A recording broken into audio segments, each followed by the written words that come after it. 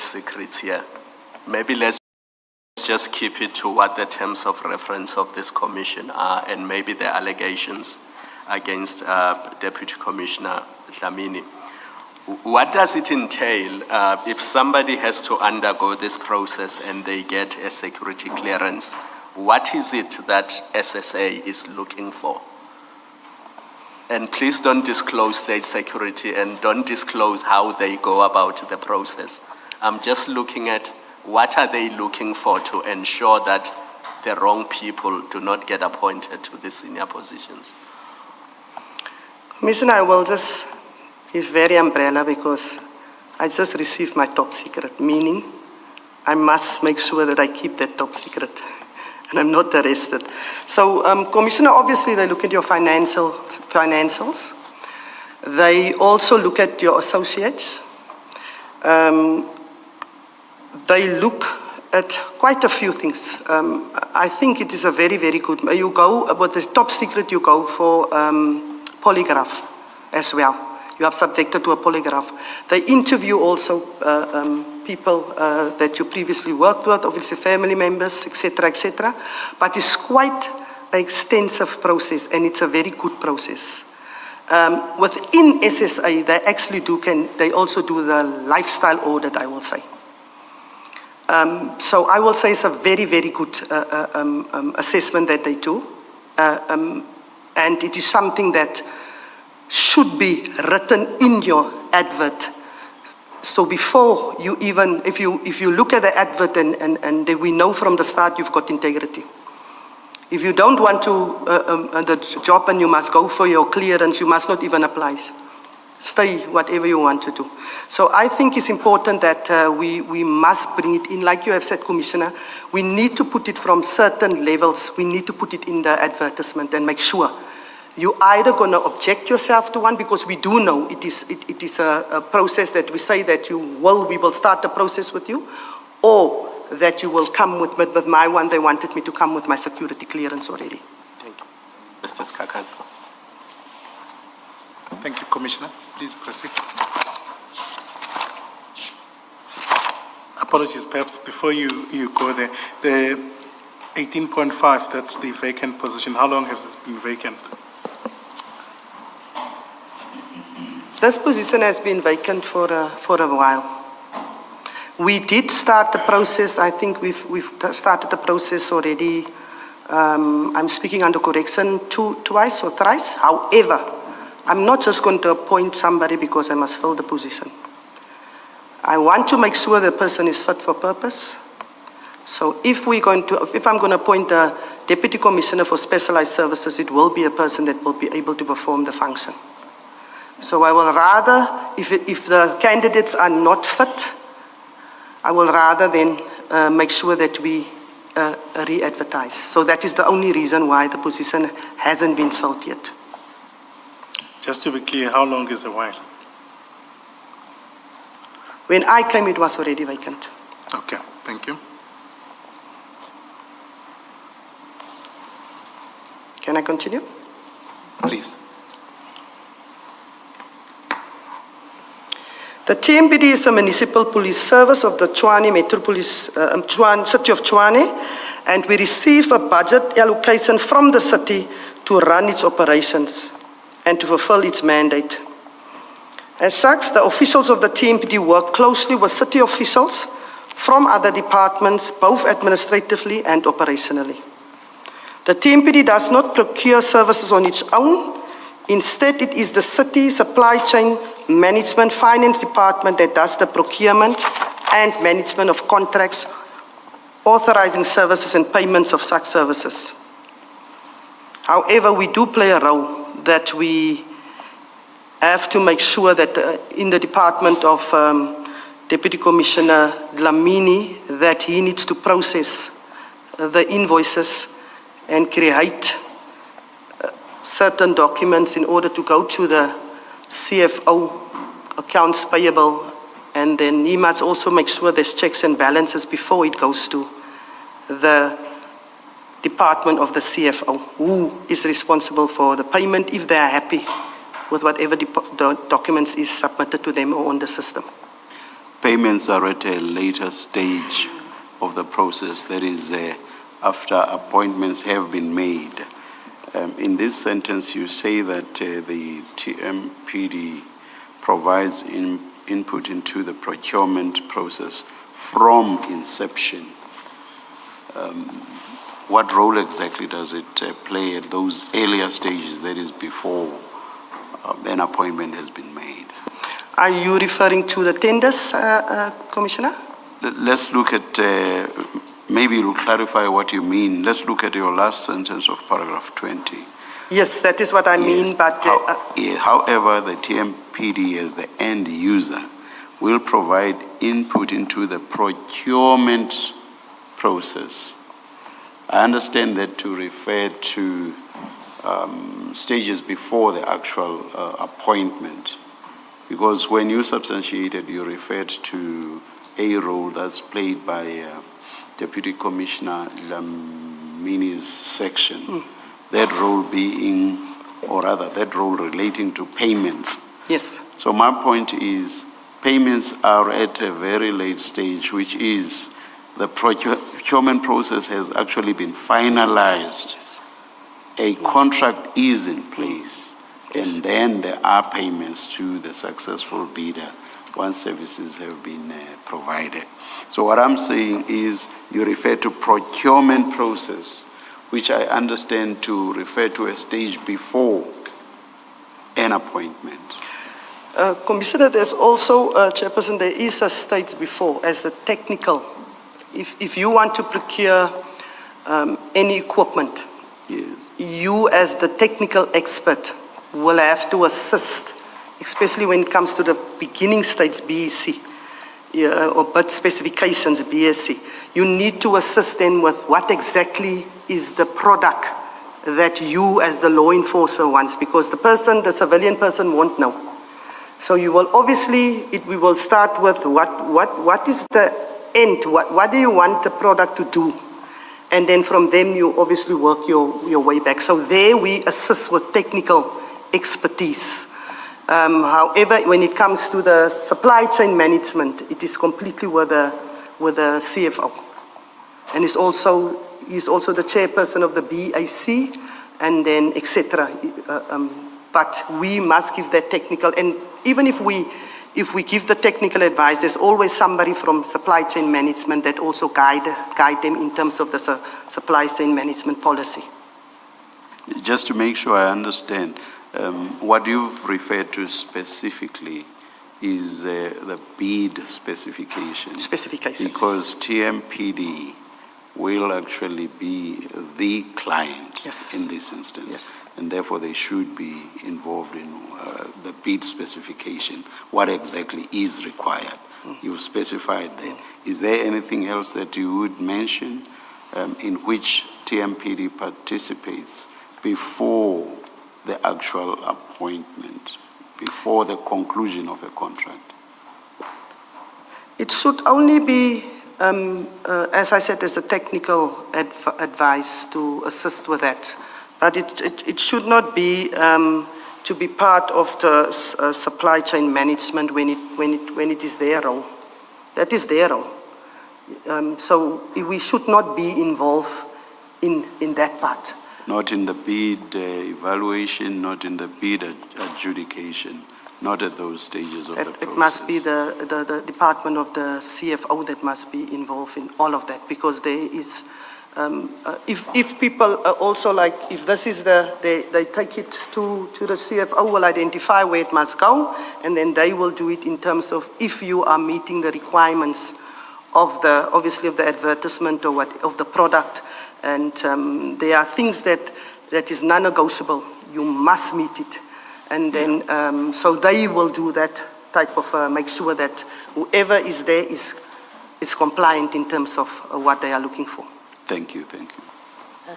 Commissioner, you're discussing the tender process, as I understand it. Can I just ask a slightly different question? We've had evidence about the procurement of ad hoc security services. Now, as I understood the evidence, the companies that are required or that are requested to provide that service are already on a panel, right? So panel, yes. you've done that tender process, Yes, and yes. now you have a panel, and you must select ad hoc services from that panel. What is the role or the involvement of Deputy Commissioner Dlamini in that process of selecting who the companies that are invited to now provide ad hoc services at any site? Commissioner, that should be with APSS. That should be strictly with the Asset Protection Security Service Department. Because that's why you've got people appointed there that will fulfill that role. So that will fall under Deputy Commissioner Spees? Yes, 100%, Commissioner. Okay. Maybe then explain a little bit more. What do you mean when you say that Deputy Commissioner Dlamini is involved with procurement? You have clarified the payment processes, invoices. But apart from that, what does it mean that he's responsible for procurement? His role is administration and support. Meaning if you're an operational person, you won't know the SCM processes or procurement processes or how to get to the procurement. So he is there to support, assist them to if I am if I am specialized services and I require maybe dog food, for example, he must assist me, and I am the person that know what the dogs need. If they need nutrition, if they need a vet, when must they get the injections, etc. So I will have that. He will make sure that I do it the correct way, because as an operational person, you won't know how to follow that.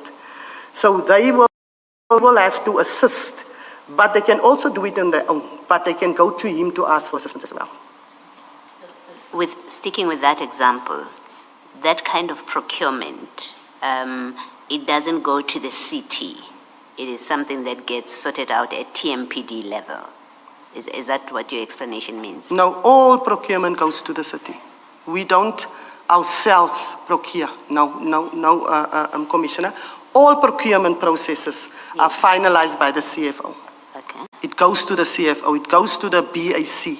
Okay. All procurement. There's nothing that TMPD on their own will have their own little BACs. Yes. And that we will just be as I said, we will assist in attending because we are the expert, and we will also assist in getting the specifications right. However, everything is with the CFO. We do not have a department. He doesn't have his own department. He is also not a CFO.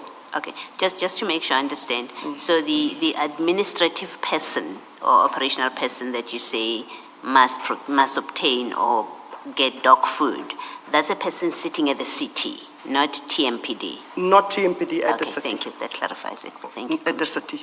I think we sort of got lost, Commissioner Faru, because when Commissioner Baloyi asked you a question, she had moved on from a normal tender process and was asking about ad hoc security services. And the question was, in that process, does TMPD play a part? And I had understood the evidence we had before the Easter break to be that the person who issues purchase orders is actually somebody from the TMPD. So I'm a little confused now when you say it's the city, it's not TMPD. Because then how does Mr. Mnisi, and we'll come to him later on, how does he get involved in all these things that we've come to know about? Commissioner, yes, I think there's a little bit of confusion. If it is, remember that tender or that month-to-month is already in place. Yes. So, yes, there will be a creation by our side. However, And when you say your side, TMPD? it will be TMPD, it will Of be the by purchase orders. administrative. It will be Yes. under administrative and support. Yes. They will create that. But in order for them, and then the invoice must come, the person responsible by APSS must make sure the invoice that he must make sure it gets stamped. And yes, we did deploy 10 security guards ad hoc at the Madlanga Commission. And then it must be verified, because we also have people that go check. We must make sure that you check and it's verified. So once that invoice, then you're supposed to only process that invoice. So, to that extent, TMPD does play a part in procurement. Yes, if it comes to that part, but when it comes to payment, it goes to the CFO to pay. After he has also is satisfied that the documents, that we've done our checks and balances. And Commissioner, why are you trying to implicate the Madlanga Commission now? You're putting us on trial, and that was not the purpose of the question. I've got a punchline when Are you I'm forcing done. Chair to come and give evidence now? I've got a punchline, Commissioner, when I'm done. Thank you. Can I just interfere or continue so that we follow this? Are you saying that in the entire procurement process, other than at specification stage, the TMPD does not play a role? For example, no one from TMPD would sit in the BEC committee, in the bid evaluation committee. But the evaluation committee is the chairperson there is the CFO if it comes to the city of Tshwane. He is the chairperson of the bid evaluation committee. I'm just following up from the question from the chair. Would there be someone from the TMPD? TMPD play a role with the, like we said, with the bid specifications. Like today, Deputy Commissioner Spies is in the BEC. He will be there. But with the bid evaluation committee, the chairperson there is the CFO. So yes, we do play a role. However, the chairperson is there. The CFO is the chairperson there. Okay, thank you. And The bid evaluation committee is chaired by the CFO. You mean the bid adjudication committee? The BIC. BAC. BIC. Yes. Thank The you. BIC is the chairperson. and who is the? Just to make, please go ahead. No, Please go that's ahead. fine. I was just Mr. following up. Speaker. But Oh, go on, all Chair. right, all right. Just to make sure I understand, I understood perfectly when you said that the TMPD plays a role in the bid specification process. That I understood, because it's the client, as it were. So, and it is a TMPD that knows what they want. Yes. Now you said Deputy Commissioner Spies is at the, did you mean BEC. BE, Bid Evaluation Evaluation Committee, not adjudication, so BEC. Yes. What role exactly does he play there? Is he a member of the BEC, or does he have observer status? Obviously, he will have to make sure also when he's there as the product expert, let me put it that way. Is he a member? Is he a member? Yes, he will then be a member, and he will be then appointed by the city manager, gives you that letter. Okay. That's exactly what I was trying to establish earlier when I asked you what role exactly the TMPD plays. And what you emphasized was the role that it plays in the bid specification process. So I now hear something additional, Okay. which is participation even in the BEC. Yes. Yeah. Is there anything else that you may have left out? You've Just in the said- procurement process. If you appoint, although you have the administration and support, but if you have a product expert, that person will be the project manager from TMPD. I just wanted to add that, and it will come into context later. So if Please repeat that. I'm not sure. if say Deputy Commissioner Spies is now by the BEC, So it won't be that the Deputy Commissioner of Admin and Support is running that role, or it will be Deputy Commissioner Spies because it is in relation to his product or his area of, or his scope.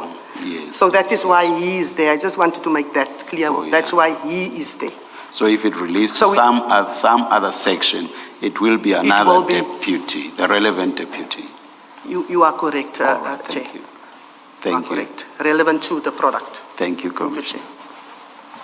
Can I just, I do apologize that we said we'll try and not interrupt you, but I just want to clarify a few things, Chair, and I wouldn't want to saddle you with picking up files, but I just put it on the record. That's file 2 and page 1. Could you please just assist?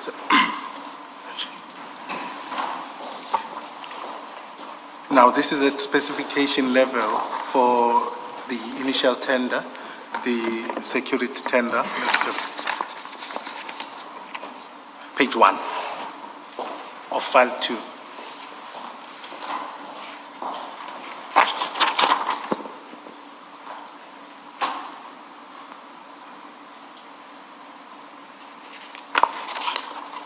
Are you there, Commissioner? I'm there. Thank you. Thank you. So you'll see this relates to, you'll see that relates to the security tender TMPD 02, 2015-2016. At the top. The number before the years Is 2015 yes, slash yes, 2016 2016. is merged. Yeah. On my copy, I assume it Is is it the same merged? with the... Apologies, Chair. I'm just making one point. Truly, it's Yes. not relevant as such. But what we... But from the content, do you agree with Mr. Skakane that that's the tender? I just want to, Commissioners, as you can see there, if you go to contact person, for example, and the person there, as I explained now, that was the product expert. Before you go there, do you want to please confirm what Mr. Sikakane wanted you to confirm, which is the tender number? Whether it's what, 02, Mr. Sikakane? Is it? Apologies, it looks like 02. This is O2. Yes. Oh, okay. Yes. Yes. All right. All right. Essentially, my point is that obviously this relates to guarding services. But what we see there is as a contact person, as you've started, is Director Malachi. Who's Director Malachi? Director Malachi is the Director for Protection Services by APSS. And ordinarily, does he report to you? He reports to Deputy Commissioner Spies. Okay. And then, so this is at this point of specification. If we go further, at page 202, I do apologize. Where do we see here, Mr. Sikakane, that this is about specification? Just refer us to the relevant part. Oh, apologies, Chair. I think it's literally from the point where it's starting from what's the thing? Compulsory briefing session for the tender.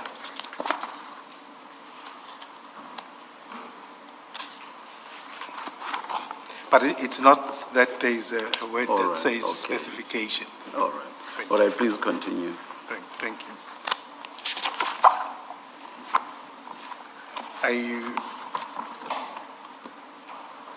But I'll refer to Chair, but at 202, this is the process. This is where this tender is being at valuation level, and it states in the middle of the page there's PD valuation committee members. You see that? Yes, I see it. and you see that Mr. Chugut Malachi is part of the BEC. Yes, I see. Okay. Thank you. The point I was just making is the involvement of TMPD in the entire process. Thank you, Chair. Perhaps, Commissioner, Mrs. Kakani, the answer to the chairperson's question, you find it in file 1 at page 57. That's part of the, I think that document is called the Supply Chain Management Policy. If you go to page 57, and then paragraph 2 right at the bottom tells you who constitutes the BEC, and paragraph B thereof. Do you see where I'm reading, Commissioner? That file 1 that had your statement. Oh, and that's file 2. The one that has your statement? On my statement? Yes, Okay. the file that has your statement. Okay.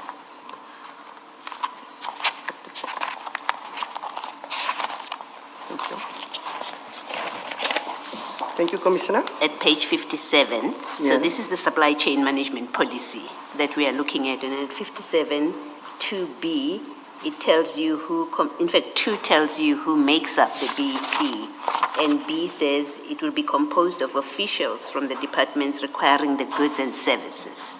I think that's the answer to the chairperson's question. Who is in the BEC and what is their role? You see that? Yes, I see that, Commissioner. Thank you. I see that, Commissioner. Thank you, Yes. Mr. Skakan. Thank you. Please Thank you, proceed. Commissioner.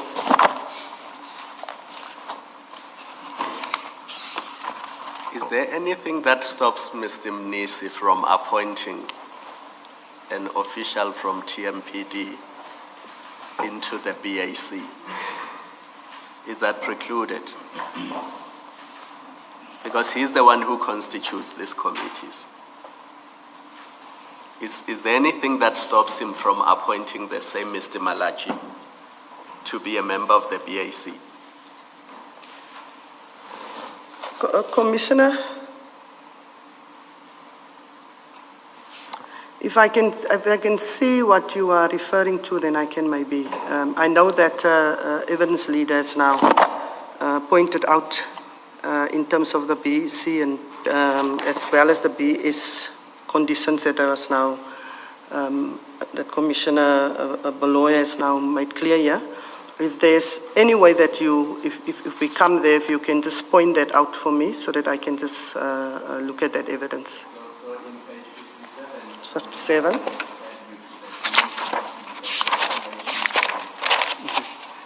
paragraph 2B there says, sorry, on page 57 of Annexure YF1, Yes. Commissioner Baloy referred you to the bid evaluation committee and its composition. And the main paragraph 2 says all the standing BECs established by the accounting officer must. And then B says composed of officials from the departments requiring goods and services. So those are the end users. And then if you go to page 59, I'm not sure if this is the rest of the policy. There seem to be the concluding pages missing. But it deals with the composition of the bid adjudication committee, and you see that in 2.24.3.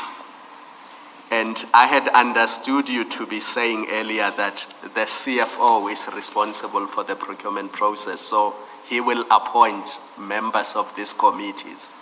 And my question was, is there anything that precludes him from appointing a commissioner's peace or a Mr. Malachi to be members of the BAC? So it is all tied to Chair's question, does the TMPD play any role in the procurement process? And we've established that at specifications they are there. We've established that at evaluation they should be there, the policies say so. So the last leg of it is, in the adjudication phase, is there anything that precludes the CFO from appointing a TMPD official to be a member of the adjudication committee? Commissioner, my understanding is that the accounting officer is appointing. The accounting officer, The city manager? the city manager. So is there anything that precludes the city manager from appointing a commissioner's piece to be a member of the BAC? You're talking about the city manager? Yes. Remember, we concerned with whether TMPD plays any role in the adjudication process. And I had understood your earlier answer to be they don't play a role there. But my question is there anything that stops whoever the appointing authority is from appointing a TMPD officer or any of the deputies or even you to sit in the BAC to evaluate or adjudicate a particular tender?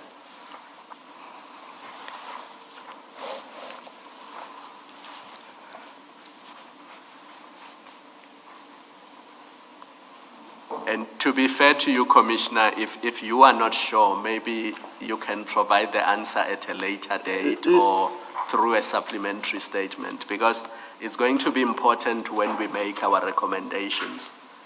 If we see that there are gaps in how security services are procured, then we should close that gap as well. So Yes, if you don't have an answer right now, it's unfair of me to, on the spot expect you to give the answer. It's something that if you're not sure, you can deal with it at a later stage. Commissioner, I will prefer to give a supplementary in that regard. I want to make 100% sure. I want to dot my I's and make sure that I look at all the, I could look at the MFMA, I look at the SCM. I really want to give a proper answer. So, and you are correct. So if there is maybe recommendations that we can put in place, and if it is that something has happened or it can happen in future, we will have to make sure that that doesn't repeat itself again, or maybe if it hasn't happened in future, it can happen in future. So I will prefer that I get that homework, and then I will give the supplementary, a detailed one also, and quote also from the SCM policy, and also look at all the municipal sorts of policies and how it can be done. So if I can be able to get homework, I will prefer that. If I understand Commissioner Kumalo's question correctly, it relates to the appointment of members of the bid adjudication committee. I want to take you back to the BEC, the bid evaluation committee, and paragraph 2 at page 57, which Commissioner Moloi referred you to. I see there's reference there to the word standing. All the standing BECs established by the accounting officer must, then AB, and so on. I just want to focus on the word standing. What's the import of that word here? Does it suggest that there are standing BECs and also ad hoc BECs, or what exactly is the import of that word? Commissioner, how I understand it, if you in that relation, it must be a BEC that is obviously signed off by the accounting officer. I cannot have my own BEC. It must be standing BECs established by the accounting officer. That is how I understand it. My main 2 words I'm taking from there, or 3 words, is it must be established by the accounting officer. Yes, I do realize, of course, that as the commissioner of the TMPD, you are not necessarily an expert in procurement. So perhaps we are putting you in a difficult position. No, this is to very the good, extent. Commissioner. Sorry. Sorry, you said what? I said no, Commissioner. This is very good. Yes. You yes. cannot walk away from here and you don't learn. Yes, Or, yes. or maybe you've read it. I've read it 1,000 times. Yes. But I see commissioners breaking it down. So it gives me, I'm learning something, and it's good to learn. Yes. So as you say that I'm not an expert when it comes to supply chain management, obviously. Yes, yes. Of course, it does not, I'm not suggesting that you know nothing about it, not at all.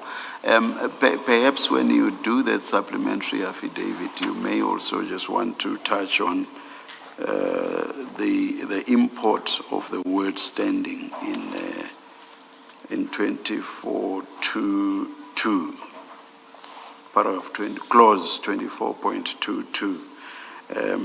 But of course, if somebody with more knowledge on matters relating to procurement will be called, then is that person who may Don't give my homework away, Commissioner. the necessary So evidence in this I will regard. write it out 20 times. Thank and I you. won't forget. Thank you, thank you. Yes, Mrs. Kakani. Sorry, before that, maybe Commissioner, as you do that exercise, you should look, when you look at 24, 1B, it's the one that speaks about a standing bid evaluation committee. And then it tells us what committees those are. I think it's the services, infrastructure, and corporate services. Those are your standing committees. And then when you then go on to another paragraph, 2515 at page 59, it says the accounting officer may appoint other special BECs as and when the need arises. So keep that in mind. But also look at the functions of the standing committees. So, for example, you will find somewhere that the corporate services standing committee, BEC, is also responsible for TMPD tenders, among others. So maybe that whole 24-25, look at that as you try to resolve who's responsible for what. Thank you, Commissioner Baloyi. I'll do that. Okay, thank you. Thank you, Commissioners.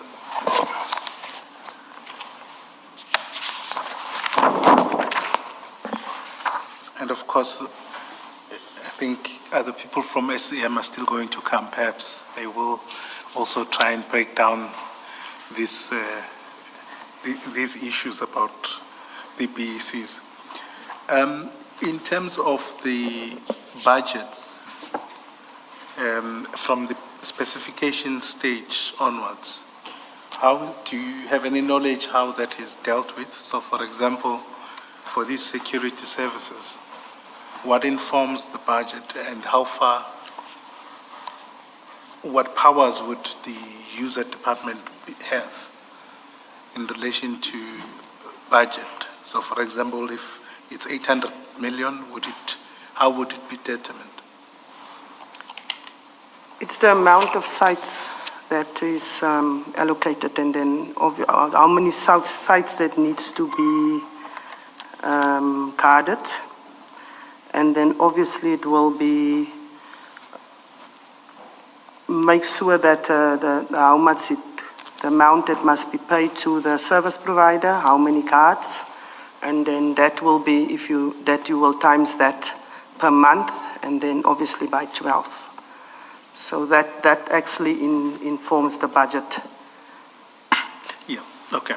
Then what I'm trying to get at is whether, for example, let's say a certain official that is responsible, Mr. Malachi, for example, and I'm not picking on him, he would inform in the specification meeting or committee that we require this budget for these services or for this tender, and then let the other members know that this is what we require, let's say 800 million, and then who has the final decision on the actual funds? That would be the value.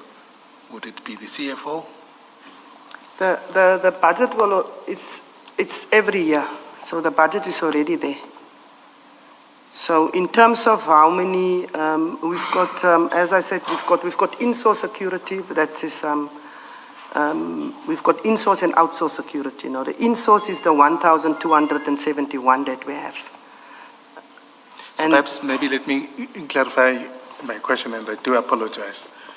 If in a scenario where the budget, is there no way of checking whether the budget requested is higher than what it should be?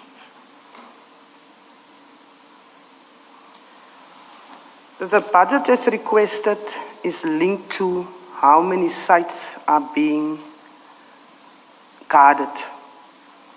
If there's more budget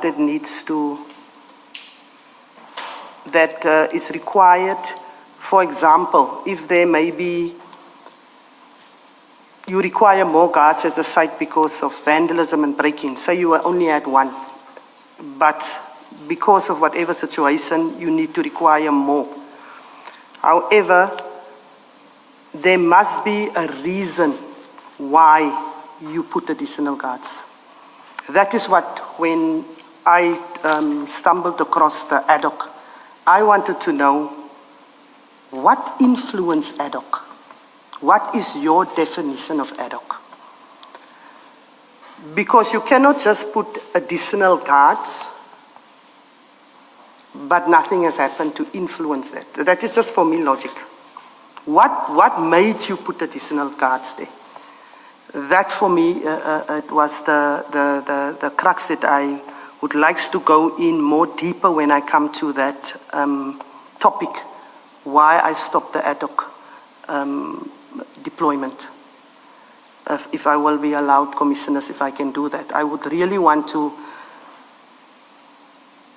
what made me stop it, and I would like to go more deep into that when I come to that paragraph or that heading. Thank you. Please proceed. We will come back to it.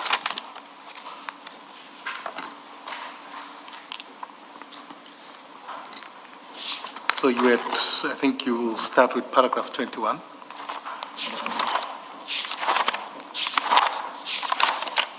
I'm at 12 of 23. Sorry, to your statement, if you file one, please, apologies.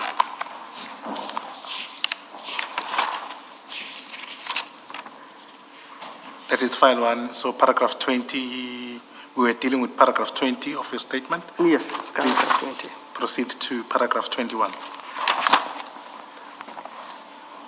In my capacity as the Chief of TMPD and the accounting officer, I do sign service level agreements drafted by legal services and supply chain management, which relates to TMPD insofar as I may be so authorized directly or through a delegation. Where necessary, I delegate signing powers. This is probably a small matter, but I'm used to the concept accounting officer in relation to TMPD. In this To TMPD. Yes. Is that term Yes, ever Commissioner. used? Is it ever used? I know of only one accounting officer, which That's the would city be manager. the city manager. Yes. So in my capacity as the Chief of Police of TMPD, comma, I do sign service levels agreement. I'm not saying you are wrong. You know it better. No, I think, no, Commissioner. It's just that I'm not Yeah, used I agree. to. Yeah. I agree, Commissioner. All right. So we scratch out and accounting officer. And accounting in this officer. sentence. Agreed. All right. Thank you. Agreed, Commissioner. Thank you. I have sufficient experience in municipal policing and management of municipal policing, as stated above, since 2016. I've been at the helm of municipal police departments. This position requires you to have ultimate responsibility and oversee the running of the department. However, commissioners, do not forget, I have deputy commissioners as per page 7, because you cannot expect the president of the country must be responsible for the whole country. That's why he's got ministers. So the same with me. I'm not abdicating my responsibility, definitely not. That's why I meet with my deputy commissioners Mondays, Wednesdays, and Fridays. On a Monday, Deputy Commissioner of admin and support is only joining because on a Wednesday, midweek, we want to see how the crime look. Friday, prepare for the weekend. And then I have a special budget meeting every month. There was times that I didn't have it due to reasons. However, that is the measures I put in place to make sure that I can also have my finger on the pulse.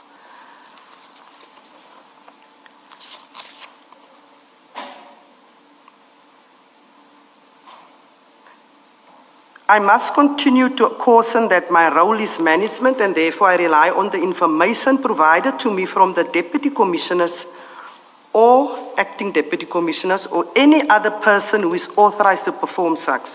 You must also be aware of the various dynamics that have plagued municipalities, such as fraud and corruption. Procurement best practices in terms of C, the law regulations and... Apologies, Commissioner. Chair, I'm not certain where the time for breaking, whether it would be 11 or 11:15 before we start this new topic. 11. Yeah. So you, 11. or you want us may I to request adjourn that now we break before at we this start point? the procurement best practices? Correct.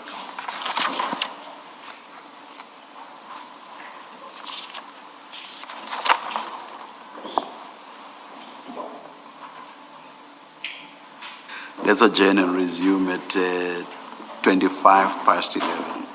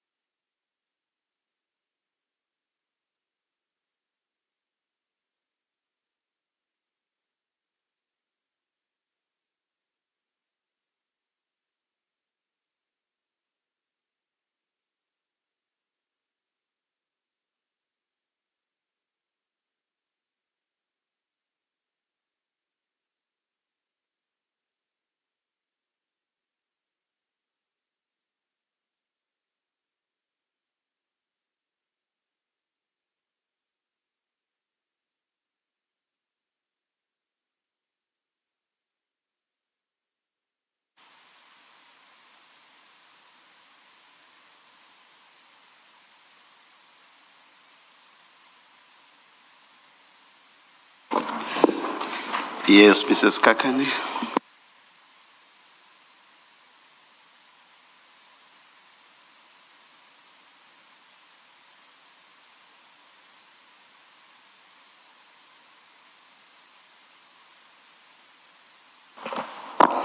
Thank you, Chair.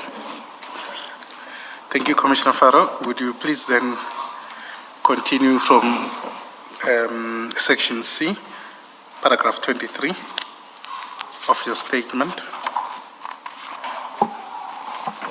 We should be able to move with some sort of speed, but yeah, please take us through. Thank you. Procurement best practices. The laws, regulations, and policies relating to procurement are all well-meaning and are aiming at ensuring a fair, transparent, and competitive procurement of services and goods. This originates from Section 217 of the Constitution of the Republic of South Africa of 1996, which we also know as the Constitution, which demands that procurement for goods and services by an organ of state must be done in accordance with a system which is fair, equitable, transparent, competitive, and cost-effective. In terms of Chapter 11 of the Local Government Municipal Finance Management Act, number 56 of 2003, the MFMA, deals with the procurement of goods and services for municipalities. Section 111 thereof requires each municipality to have and implement a supply chain management policy. Such as a policy must be fair, equitable, transparent, competitive, and cost-effective. Section 112 sets out what the policy should cover, and I need not regurgitate, save to the highlight the following which is required that the policy should cover. The range of procurement processes that the municipality may use, including tenders, quotations, auctions, and other types of competitive bidding. Procedures and mechanisms for each type of procurement process, open and transparent pre-qualification processes for tenders or other bids, bid documentation, advertising, and invitations of contracts, procedures and mechanisms for the opening, registering, and recording of bids in the presence of interested persons. The evaluation of bids to ensure best value for money, negotiation for the final terms of contracts and approval of bids, then compulsory disclosure of any conflicts of interest in respect of prospective contractors and exclusion of such prospective contractors from the tenders or bids. Participation of persons who are not officials of the municipality and measures for combating fraud, corruption, favoritism, and unfair and irregular practices, and the promotion or the promoting of the ethics of officials and other role players involved in the procurement process. The city has adopted a supply chain management policy marked herein as Annexure YF1, which is in line with the Constitution and other application legislation, national and local regulations, ordinance, circulars, and policies relating to procurement. The city supply chain management policy has been reviewed and amended from time to time. For present purposes, I will rely on the latest one, which has been adopted by the council. The policy identifies the following as pillars of the city supply chain management. Number 1, or 26.1, fairness and equity.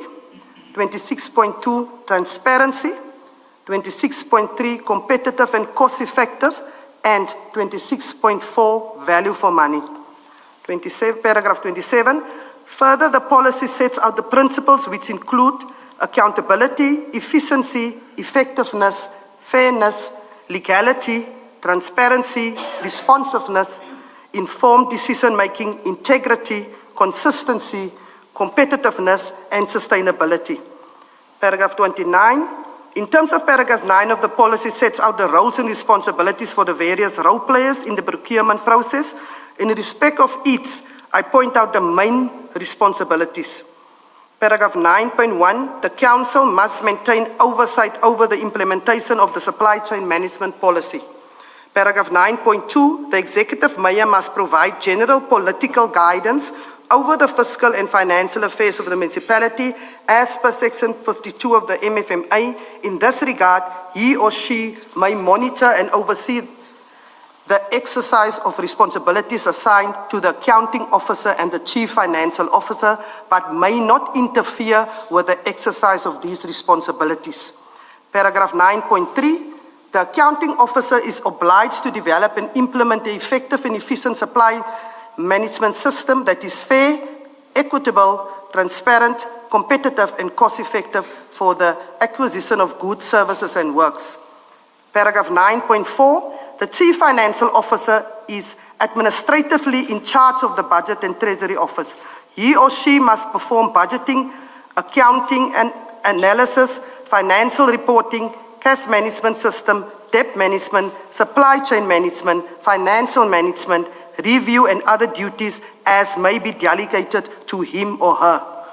It is imperative that there is compliance with procurement processes and principles to ensure that the city, and more relatively, the TMPD functions optimally and properly. Ultimately, the city and or TMPD will procure services and goods in a manner that will be cost efficient and therefore fulfill its mandate in line with the pre-approved plans. It is important to observe that all procurement-related legislation, regulations, and more specifically, the SCM policy are clear on condemning issues that have become notorious in procurement. These include unethical conduct, fraud, corruption, manipulation of procurement, conflict of interest, and misconduct by officials. It is a foresight that leads to tenders being awarded corruptly and goods acquired at or services provided at exorbitant prices or at prices higher than market value. This will exhaust the budget and resources, thus leading to the inability of the municipality or the TMPD in this case to meet its obligations. Moreover, when tenders are awarded in this fashion, the expenditure will be irregular, fruitless, and wasteful.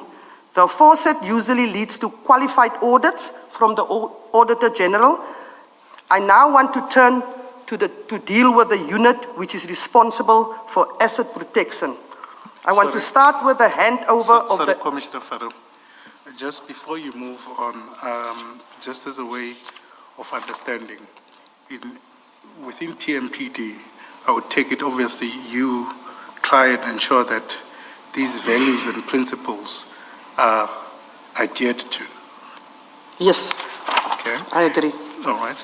We've seen the testimony of a certain Sergeant Nkosi, who came before the commission, and it was clear, and we're still going to go there, that he had some involvement in how TMPD procured services or in the procurement of services for TMPD. Just as a request for your comment, would it be correct or wrong for Sergeant Nkosi to have been involved in that fashion?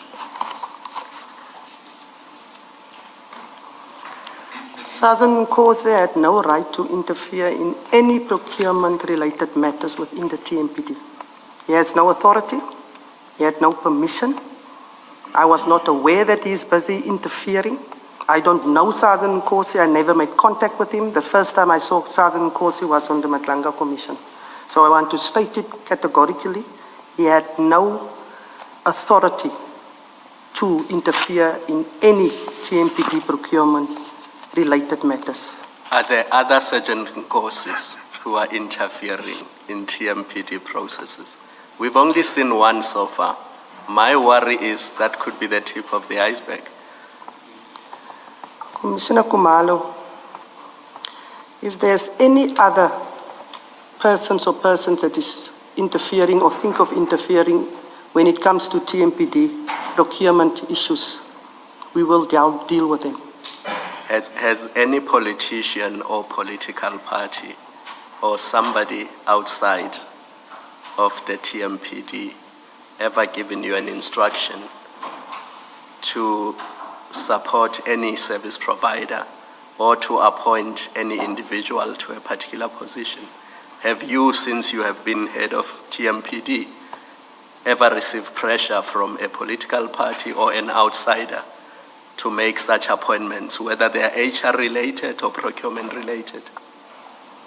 None has approached me, Commissioner Kumalo, and I don't think they will. So you've never yourself experienced They that have not pressure? approached me. Since I'm here, I've started the 1st of October 2023. None of them has contacted me. I've met with nobody on or off record. Nobody has contacted me to date, and they will not contact me after today in terms of any procurement-related issues when it comes to TMPD or to assist with HR-related or appointments. No, Commissioner Kumalo, and I am under oath.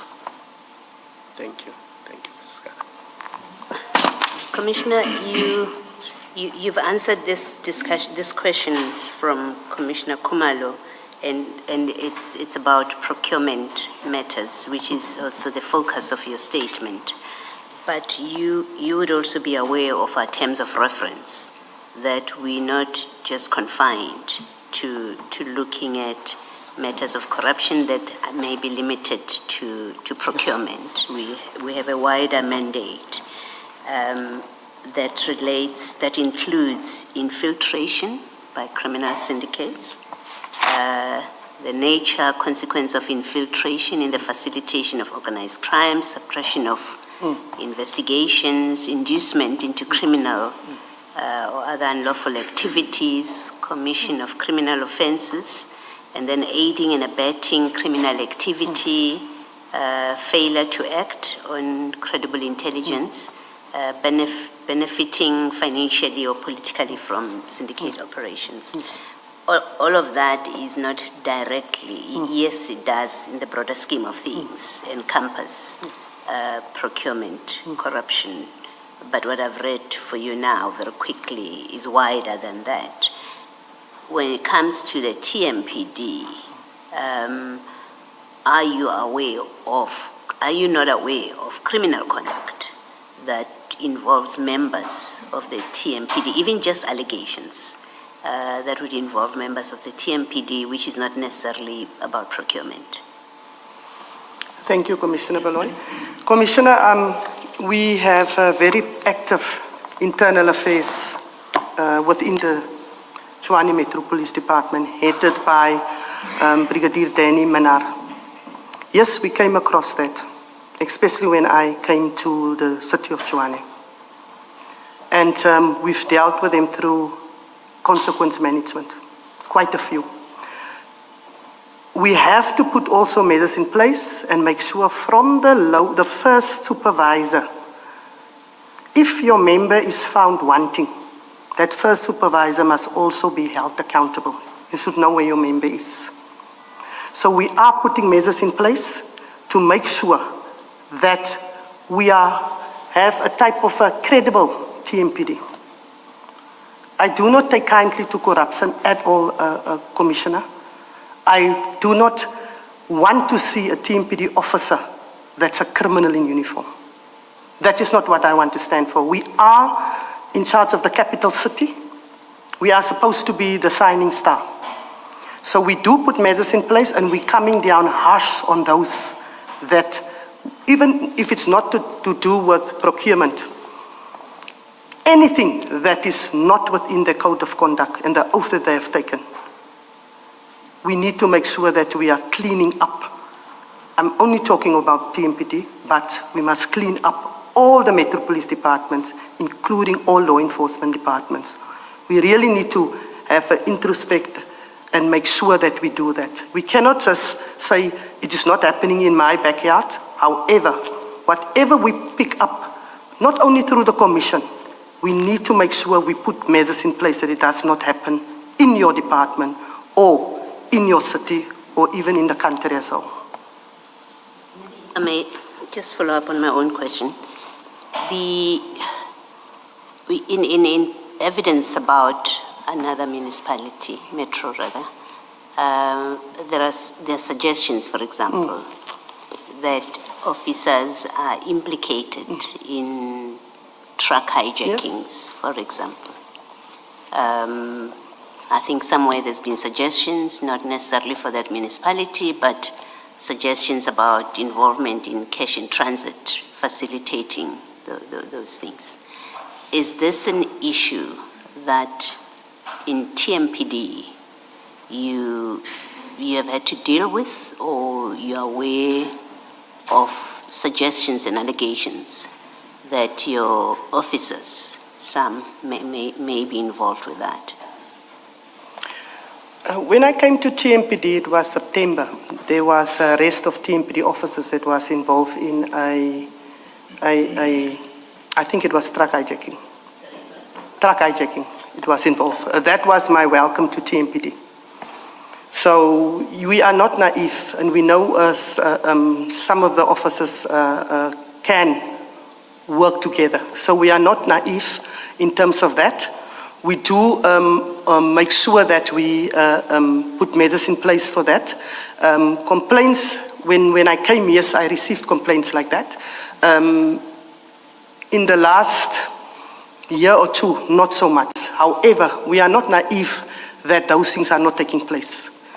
There were certain hotspots that I had to put measures in place, whether it is only where it's only for when bribes are taken. Hotspots where you wait for somebody that's coming from a pub, maybe you know people are drunk, which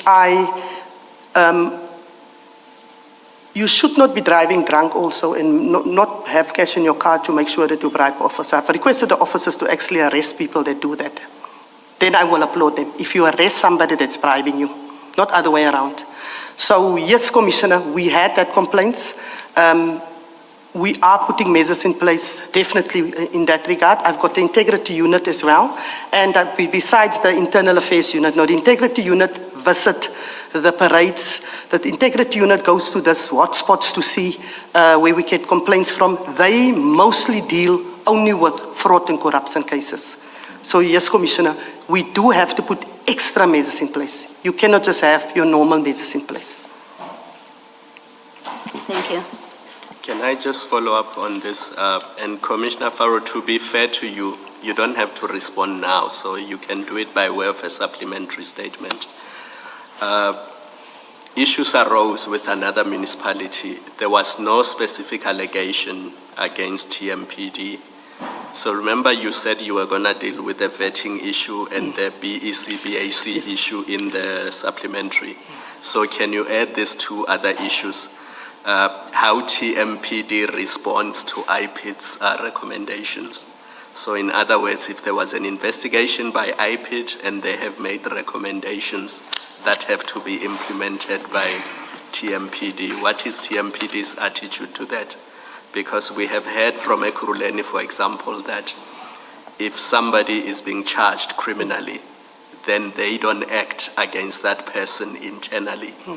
They await the outcome of the criminal case before they act against somebody, even if there's clear evidence of wrongdoing, especially misconduct of a serious nature, which falls short of criminal conduct. That's the third issue, how you deal with IPID. The fourth issue, it came up, but there was no specific allegation against TMPD, is the issue of whether there are any private companies or security companies that use blue lights and have been given that authority by TMPD, if you are aware of any such cases within TMPD. So please don't respond now, it's unfair to put you on the spot, but by way of a supplementary statement, you can cover those issues. I will most definitely do that, Commissioner Khumalo, definitely. And I think the evidence leaders will assist you and remind you if needs be. They don't need to remind me, Commissioner Khumalo, you will have it. Thank you. Thank you, Commissioner. Thank may you. I continue? No, just to follow up on the question before one forgets. You talk about measures in place that have been put in. If you can just explain just briefly, what kind of measures would those be, one? And two, when would you say those measures were effective, if you were to assist? And I'm asking this because some of the things that we'll go through later on would have happened after you joined. So I just want to get clarity on that before we go further while we're dealing with this aspect. You referring to in terms of misconduct or what we are currently dealing with? Just ensuring that there is no corruption, fraud, and all of those things. You spoke about having put measures in place. As I said, we want to make sure that like the Commissioner Baloy has alluded to, corruption is not only when it comes to the tender side, and that is that's one part of it. Corruption also when you stop a vehicle, when you accept goods that you're not supposed to, and you're not issuing the fine that you're not supposed to issue. Corruption can be anything. Giving information you're not supposed to give to assist in a tender. So, in terms of the discipline side, as I said, we had the integrity unit already in place. However, we also encourage the public to report. We encourage the public to report any form of corruption when it comes to TMPD and not only report it on social media. We want the public to be part of cleaning up any law enforcement department, obviously, but we would like them also not to participate in any form of corruption, whether it is a fine that you want to get out of or because you are driving drunk. In terms of the procurement side that you alluded to, obviously we've picked up, number one, you have a deputy in charge, which is as a major general, is quite a high level of accountability. It's just under the Commissioner of Police. By putting a deputy commissioner in charge of administration of support, that is quite a huge thing. However, we all know why are we here, and we all know why TMPD is here. And obviously people will also come before the commission to explain their role in terms of what they did or what they were not supposed to do. We have meetings, as I said, we have regular meetings in that regard. We also make sure that accountability is also for each and every deputy commissioner. But as I say, we're moving forward. We take everything that comes to us. I'm going to plan a very big workshop from the top until the full kernels, so that we can look at each and every measure and make sure that whatever there is that shouldn't have happened and cannot happen, that we will put that measures in place as well. And then each and everyone must take accountability for it. Thank you. Perhaps before we move on again, you talk about meetings with your deputy commissioners. How often do you have meetings with them, or how often do you require briefings from them? 3 times a week, I'm meeting with my deputy commissioners, 7:30 in the morning until completion, Mondays, Wednesdays, and Fridays. And they would brief you about everything that is important, and you'd ask questions, or you'd rely on them to give you any update? Correct. Correct. Thank you. But it doesn't stop them from making contact with me after the meeting or in the in-between dates if an emergency occurs. Thank you. Please proceed to the handover of asset protection to TMPD. Handover of asset protection to TMPD. This section aims to highlight the movement of the Asset Protection and Security Services Unit, APSS, to Tshwane Metro Police Department in respect of this process. I highlight the following. The City of Tshwane Security Division was incorporated into the TMPD when TMPD was established 2002. On 15 April 2021, the then Executive Mayor of Tshwane, Councillor Randall Williams, placed the asset protection function and personnel in the office of the City Manager, reporting to Mr. Nava Pillay. Then, from December 2023 till June 2024, the Asset Protection Security Services was managed by Mrs. Paledi Marota, the group head in the Office of the City Manager. 1st July 2024, the City Manager transferred the Asset Protection Security Service back to the care of Tshwane Metro Police Department. I then instructed Deputy Commissioner Bollys, responsible for training and innovation, and standing in as the staff officer, to oversee this process in light of the imperative need for a senior figure at the level of a rank of Deputy Commissioner to manage the process, which comprised of a wide range of junior level officials. It might also note that in terms of IPSS, there is a lot of supervisory staff that is still required. This was intended to be a temporary measure while I started the process to appoint a fully fledged Deputy Commissioner for Asset Protection Security Services. At the time of the handover of IPSS back to TMPD, 1st July 2024, I did not receive a handover report. A report was then emailed by Group Head Paledi Marota 9 months later during April 2025. What this meant, Commissioners, is that for the longest time, I could not properly acquaint myself with what was happening with IPSS. However, I did not wait for a handover report to try and understand the complexity of IPSS.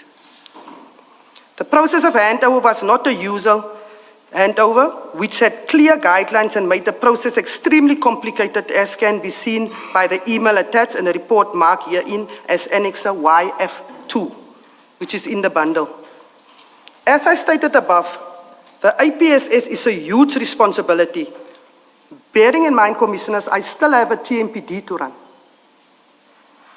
And as could be imagined, involves the physical security services to protecting the assets and persons of the city of Tshwane.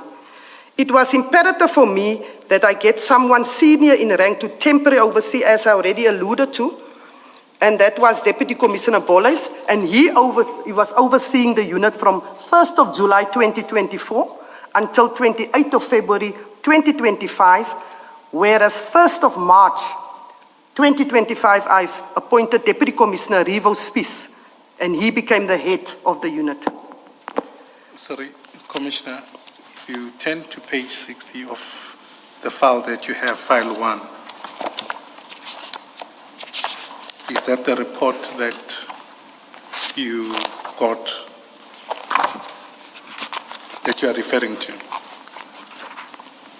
Just say again the annexer? YF2. YF2. At page 60.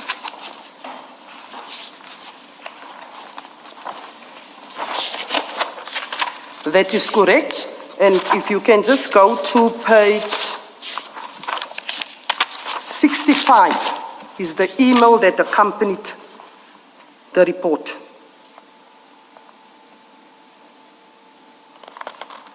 Thank you, and noted. We'll come back to it later on. Thank you. Please proceed.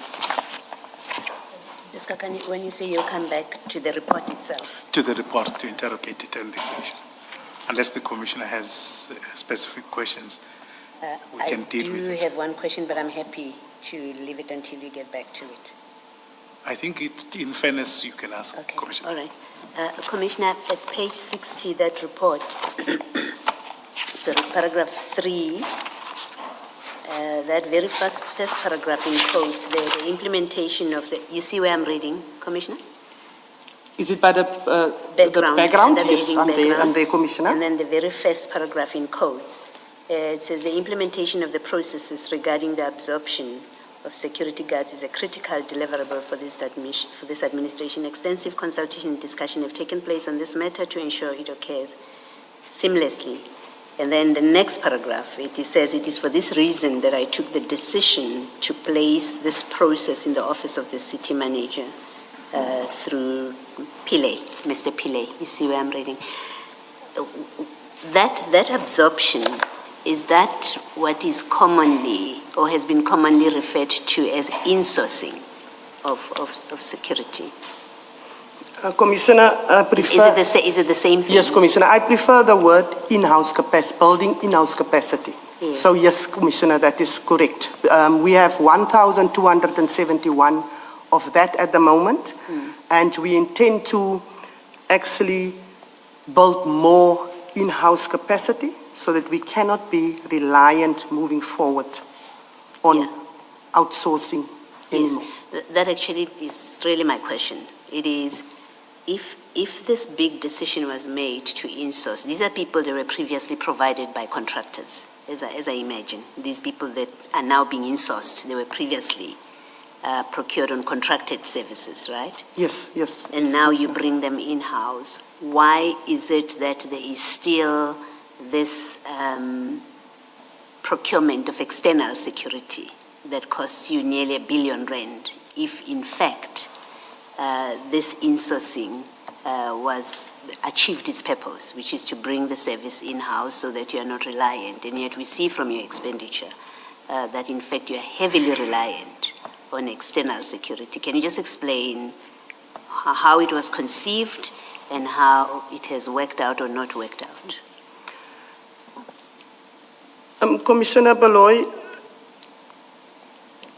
there's two scenarios here. If you have built your in-house capacity, it goes with your pension fund, it goes with your medical aid, it goes with all that. You must make sure that you have your resources, whether it's uniform, whether it is the vehicles, and you must make sure that they're also trained in up to a certain level. So the municipality can, if you look at one officer, you will actually maybe need 4, if you look at the system and everything.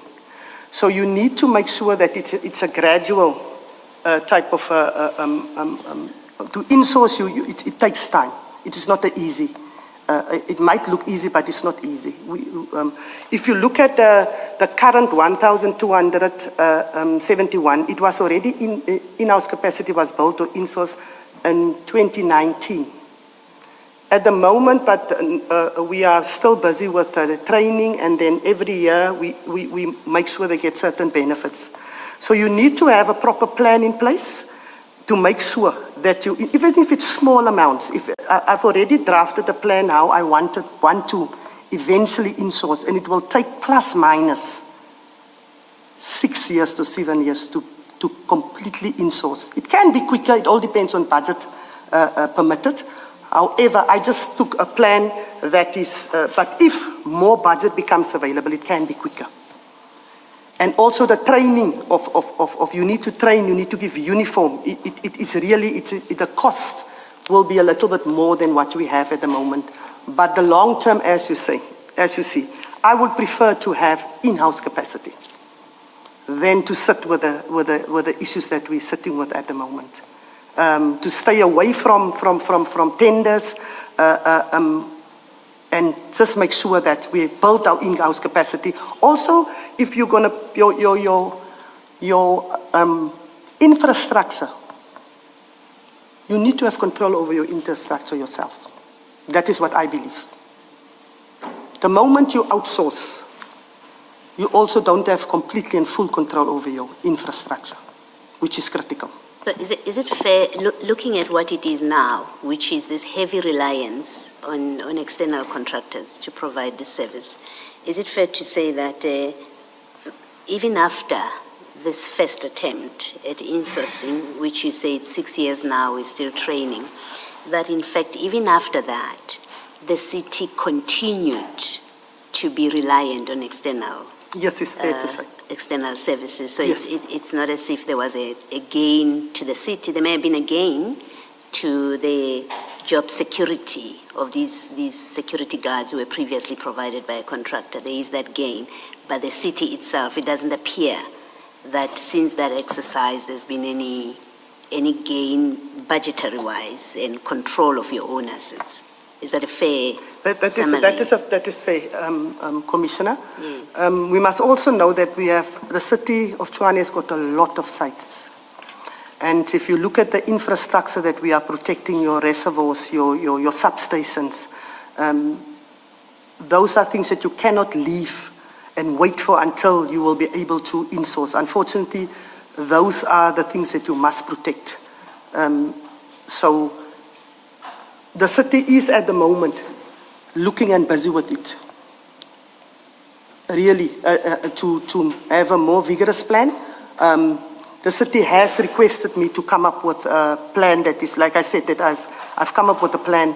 However, if you look at budget, however, also how budget becomes available, you can, it's a plan that I have to make sure in terms of the budget that I have, and then also a reduction in, we already done an assessment through Deputy Commissioner Revo Spies in terms of how many guards do you really require. For example, at the library, you don't need the same at the library that you will need at the water reservoir. So that assessment we have done already, and also a risk assessment. So in order for us, and we started already with even a reduction when it comes to the security guards. Is there a municipality, whether a metro or not, that has successfully, if at all, absorbed otherwise outsourced security services, that has brought it in-house and it is provided solely in-house security services?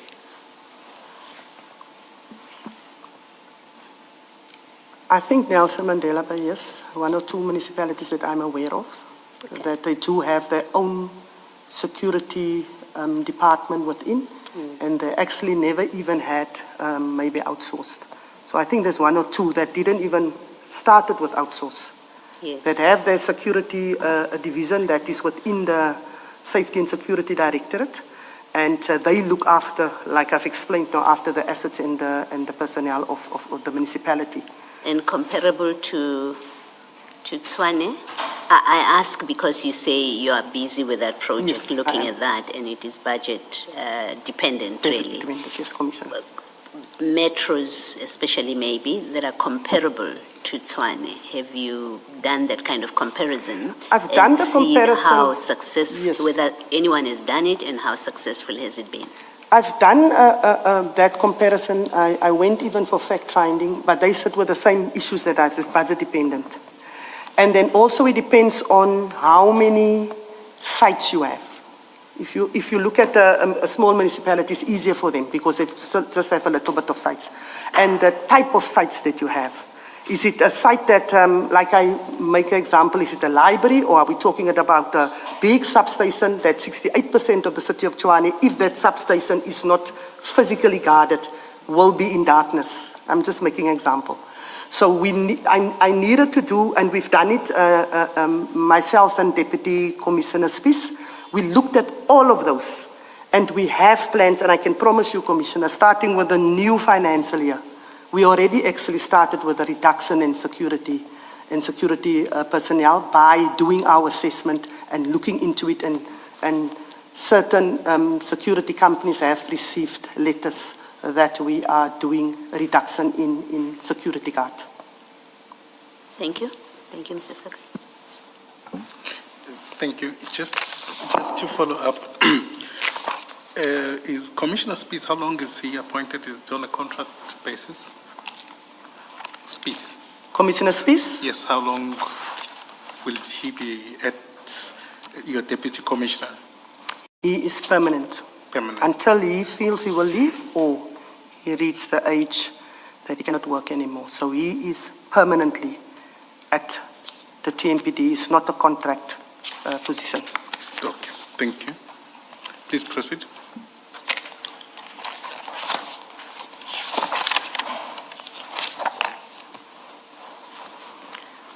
And I think I've done the handover. Paragraph 33.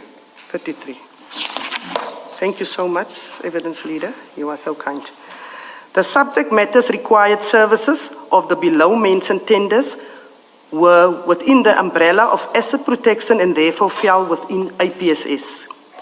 When Deputy Commissioner Spies took over, he actively engaged in a process of auditing and checking how the unit was operating. As he has testified, He has identified a number of irregularities and all sorts of wrongdoing within the APSS. We are taking some corrective measures in this regard, including consequence management, and we have put procedures for the request for ad hoc services in place. I must continue to caution again that my role is management and therefore I rely on the information provided to me. I also am not very close to the details and therefore the appropriate person to talk to operational matters are those directly responsible for a particular function or department or unit.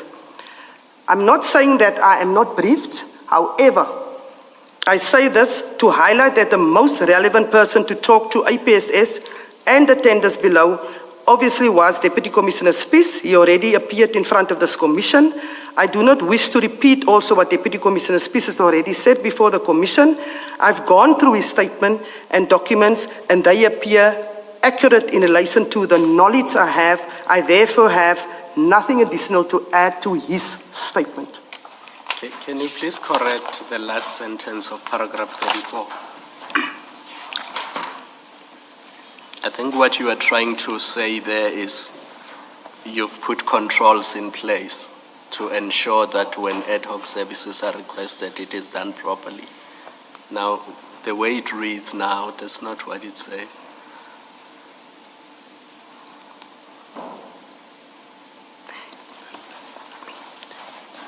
We have put controls in place, correct, Commissioner, and also a procedure or process in how you will request or acquire ad hoc services. To ensure that there's no abuse.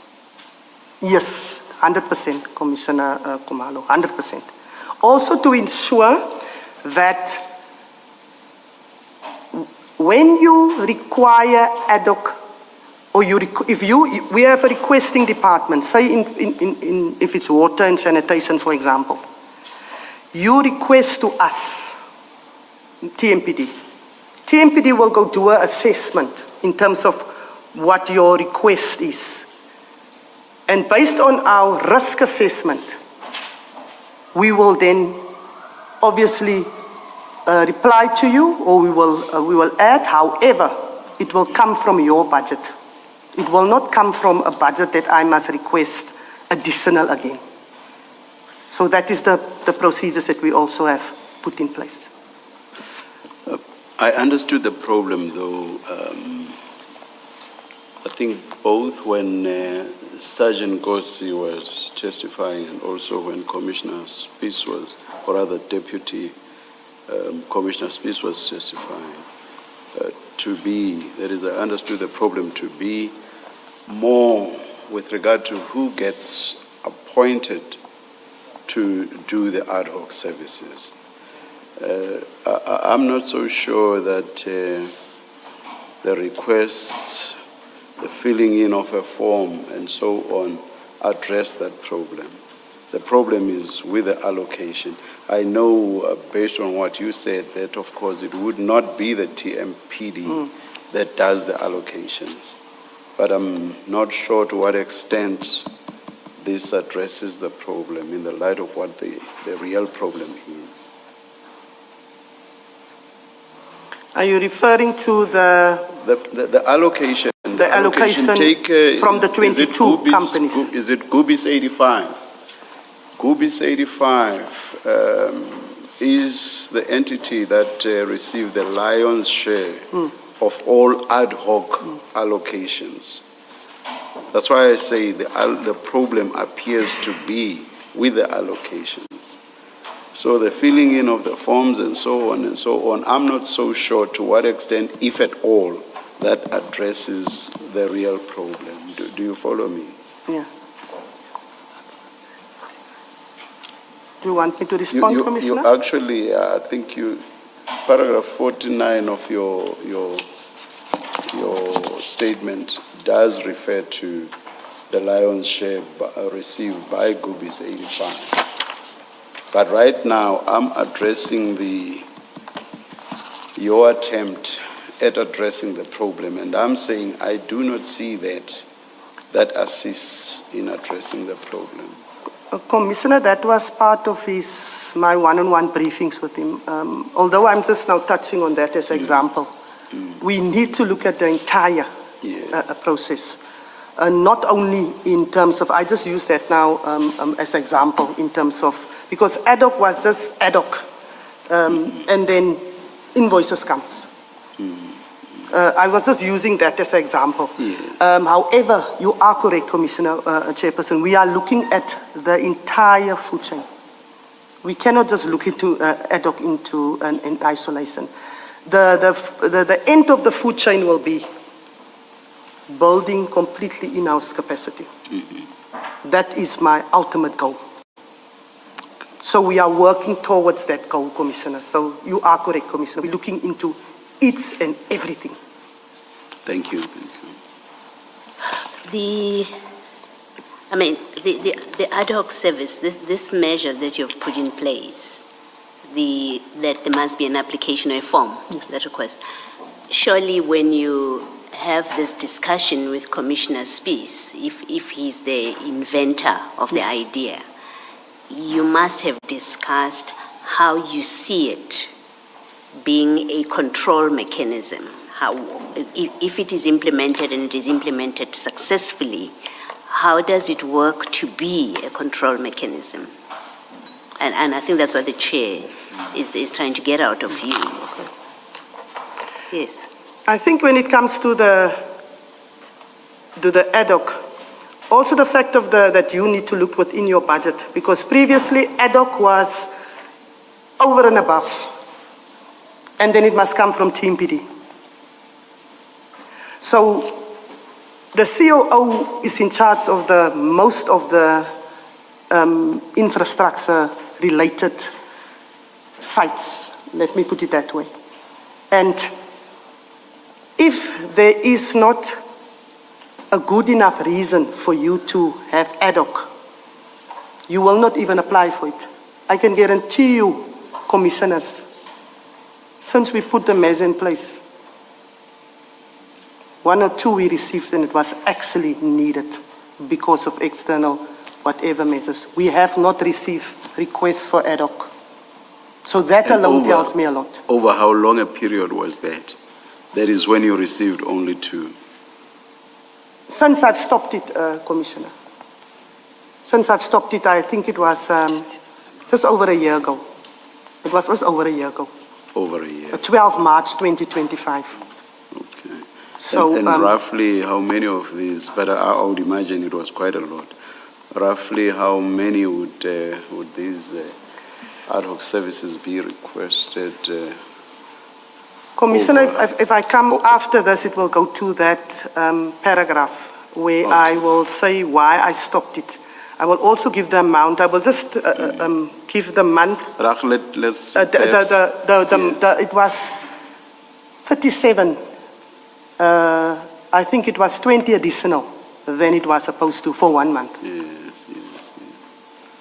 Yeah, no. Obviously, there is a significant reduction. And if over a period of a year, there's only 2. No, thank you. So I only received 2, and it was definitely legit in terms of that. It meet the criteria. Thank you. Why we should put additional. So that's why I'm saying that is already a control measure. Yes. Because we haven't received. So the question of who these get allocated to, which is the question I asked you earlier, would be secondary, as it were, if you have this very significant reduction. 100%, Commissioner. All right, thank you. 100%. Can I follow up on Chair's question? Are these security companies vetted? The security companies that the City of Tshwane, TMPD uses, are they vetted?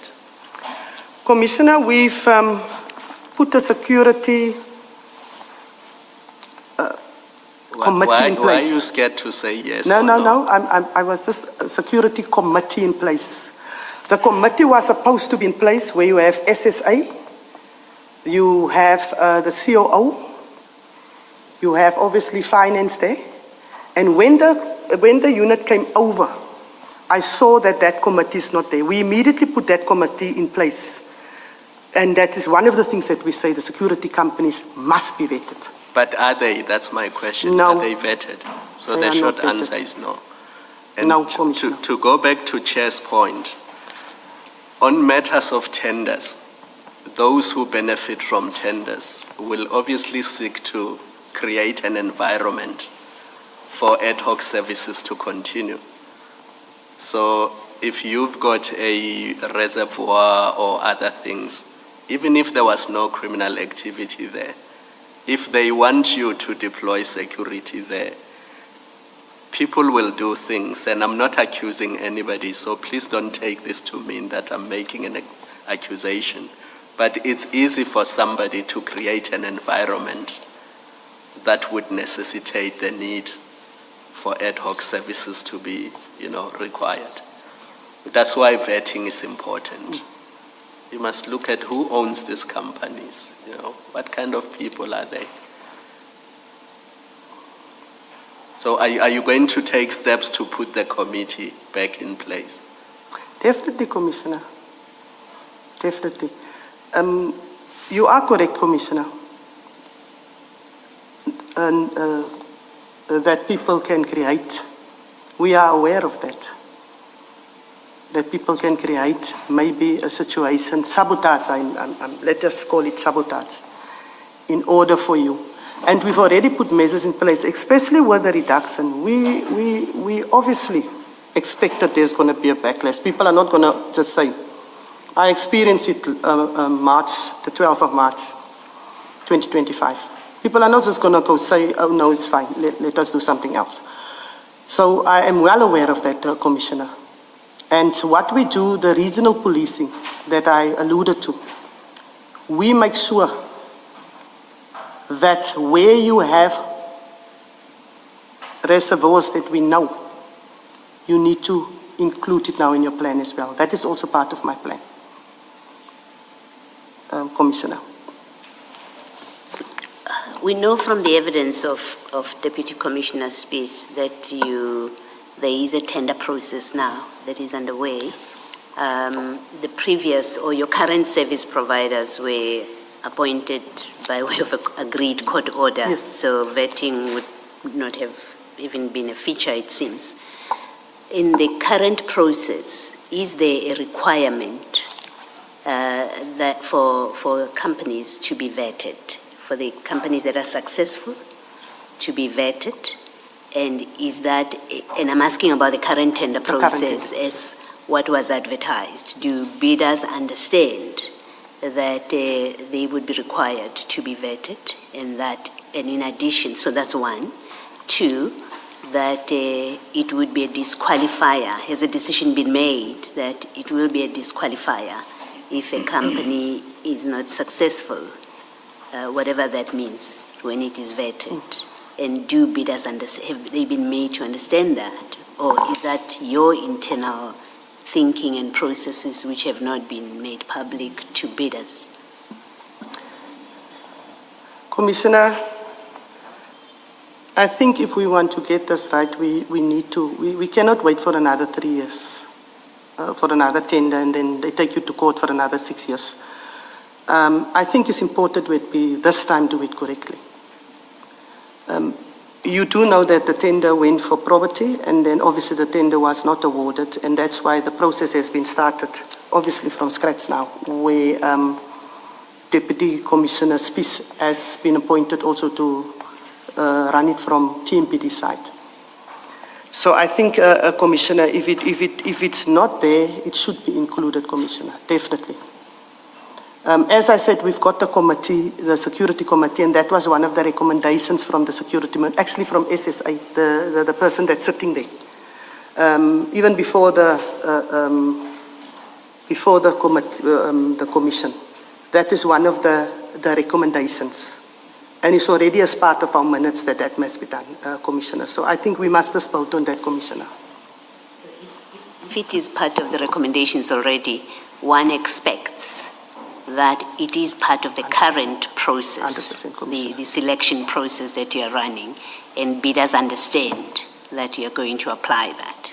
Yes, Commissioner, we will also use the minutes of that security committee as part of our terms of reference. Okay. Because that committee was appointed by the city manager. Yeah, I guess I'm probing a different aspect of this, which is you do have the recommendation from that committee. Yes. And that recommendation has been approved, but that's an internal process.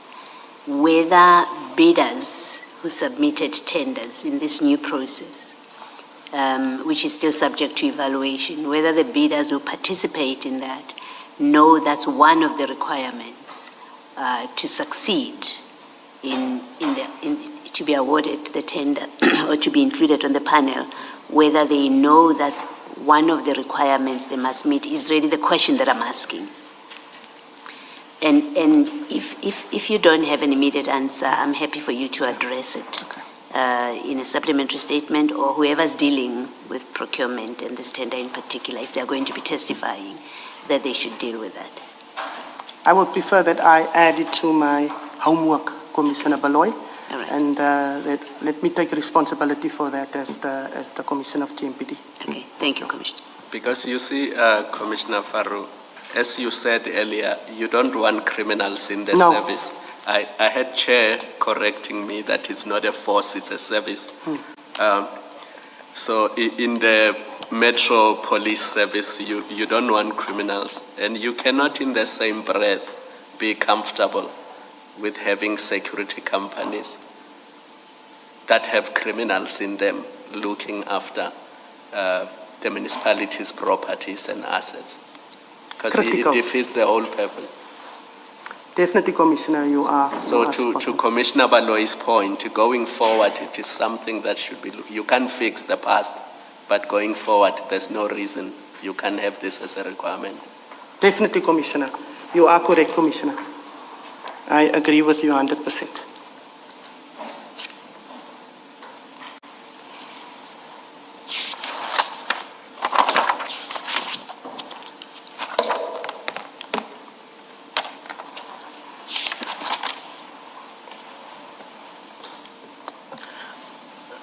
Thank you, Commissioners. I just wanted us to locate the statement for Commissioner Spies.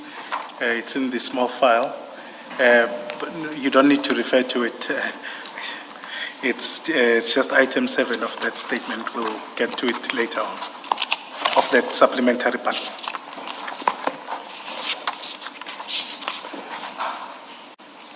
Commissioner Farrow, please proceed. So that May I proceed? Yes. Thank you.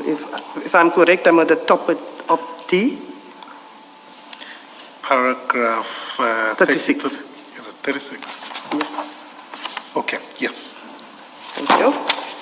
You must focus, evidence leader. TMPD 02-2016/2017 Security Services.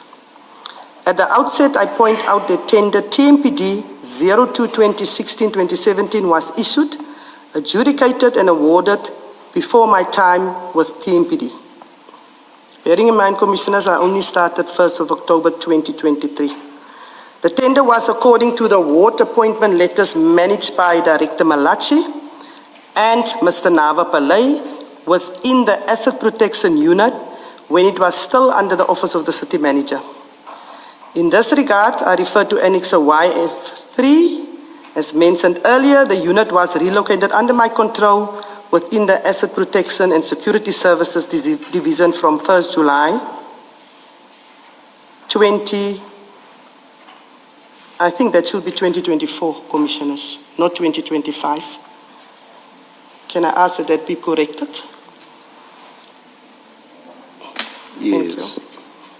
Thank you, Chairperson. In this regard, I refer to Annexure YF4. Moreover, by the time I was appointed, the procurement process has run its course. The tender started on 1st March 2022, based on a court ruling that was issued on 22nd of October 2021. And I know Commissioner Spies has actually went more into detail in that regard. That's why I do not wish to delve in the occurrences before my time and also prior to the APSS unit transferred to the TMPD. Where I comment, I rely on the facts again that have since come to light and or known to me. Put simply, I will provide a high-level background and comment meaningfully on what I discovered. In terms of tender TMPD 02 2016-2017, it relates to a tender issued for the TMPD for the supply of provision of physical security services to protect the property, assets and the persons of the city of Tshwane for a period of 3 years. A copy of the tender document and advert is attached hereto, marked as YF5. The approved budget contract value over the 3 years was an amount of 800 million rand, spread over 3 years as follows. As could be seen, this is a huge figure, close to almost 1 billion rand. The financial breakdown was as follows, although it was then delayed since the contract was only implemented in 2022. In 2015, 2016, the amount was 2,307,000. 237 million. 230. Thank you, Chairperson.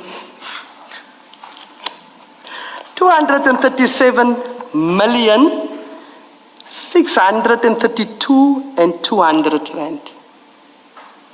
Chairperson, you happy? You did not say 1,000. That's 632,000. 632,200. Yes. Thank you so much, Chairperson. We won't judge you. We've seen worse. 216, 217, 245 million, 949,300. 2017, 2018, 254 million, 65,600. I do not have a sufficient background in relation to the procurement of the services, evaluation of the bids and recommendations for these appointments. I therefore cannot state whether any service provider was favoured or not.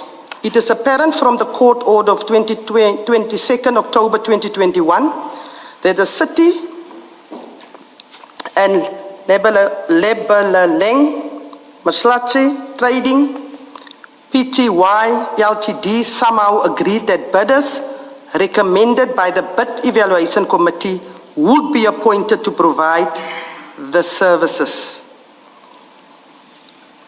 Ultimately, and pursuant to the aforesaid court order, the city awarded the service to 22 service providers for 3 years, effective from 1 March 2022 to 28 February 2025.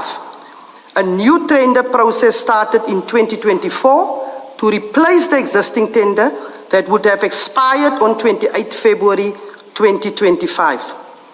Deputy Commissioner Spies has already come before the Commission and I believe he has provided the relevant context. Also, at the moment, the new tender, we are busy with that process. As I said today, we are busy with the BAC and Deputy Commissioner Spies has been appointed as the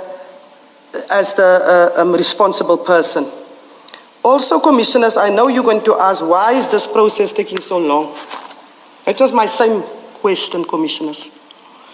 Why, if we know we don't start 9 months before the time or even longer, start with the process so that we can not wait for the tender to lapse and you go for a month to month. Commissioners, it can be, as you know, that is what the environment has been creating for a very long time. That we allow it to lapse and then we just renew it on a monthly basis. And that we want to come to an end. We don't want that to continue like in that fashion anymore. As I already alluded, ultimately my goal, and sooner rather than later, is just to build in-house capacity and not have this function outsourced. Commissioners, next I address the request for additional funding as it was emailed to Deputy Commissioner Spies by Deputy Commissioner Umasi Dlamini that more funds were required. Can I just stop you? I just want to ask just 2 questions, perhaps. The report that you got, just want to confirm for the record, it included the tender for TMPD. If you go to page 61 of that file.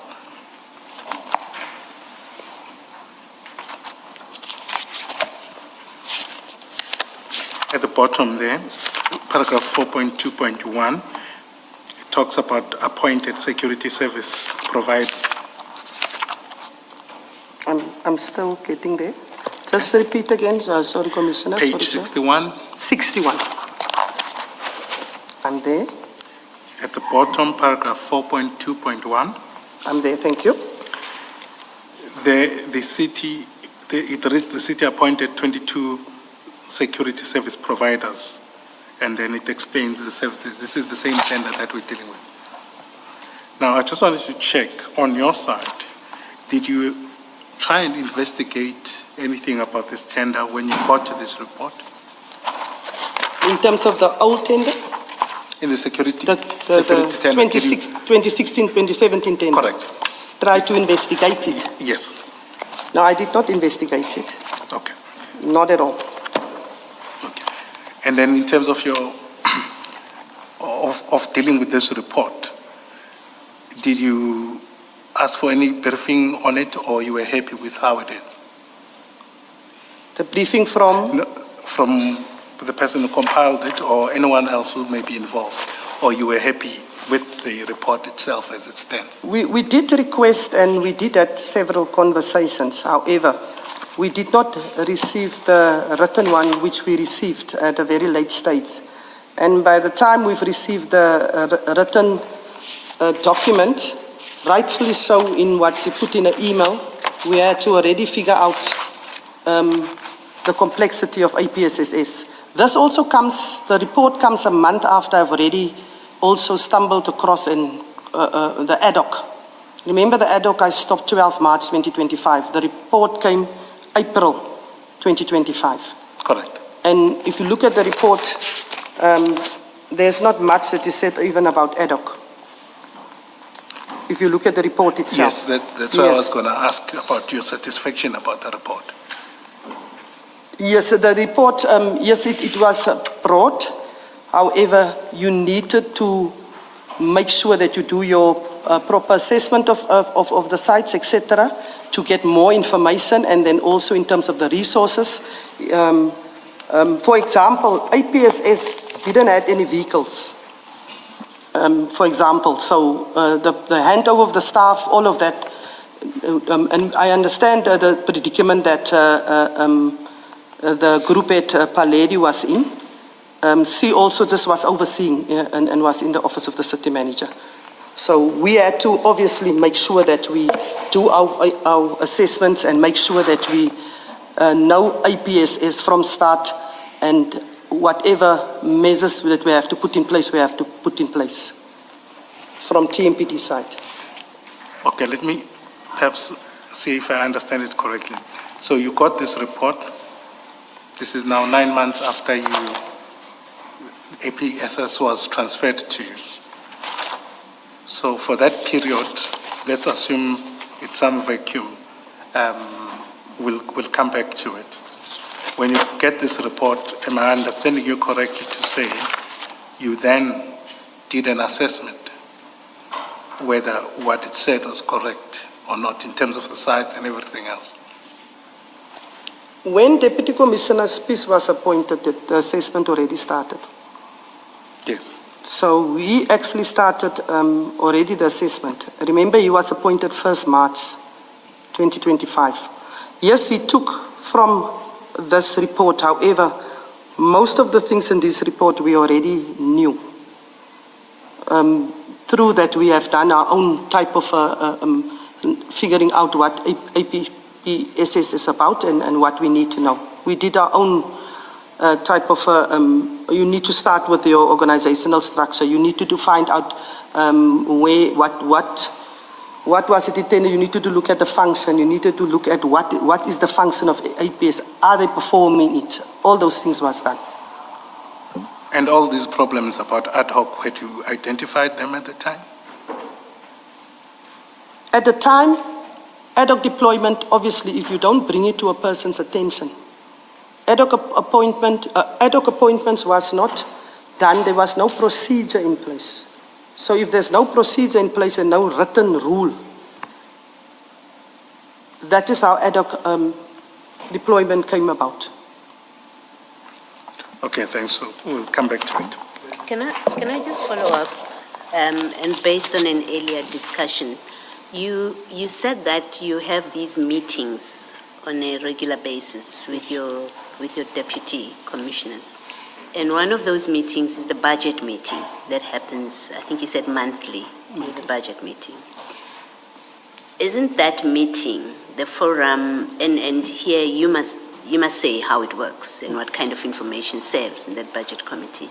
But sitting where I'm sitting, I would have expected that the big expenditure on ad hoc services, not only is it big in number, but it's exhausting your budget, what you've been allocated for security services. That I would have thought it's something that comes up in your budget meeting because you are tracking. That's where you discuss how are we doing financially. Is that what happens, and why would you not have picked up in those budget meetings that you have a problem with ad hoc services? Even if at that time you don't know it's ad hoc services, but you see a depletion of your budget going down very quickly, should you not have picked it up there in the way that those meetings, monthly meetings, work? Commissioner, in terms of if you have the budget and the depletion will only come close to the end. The depletion will not be immediately.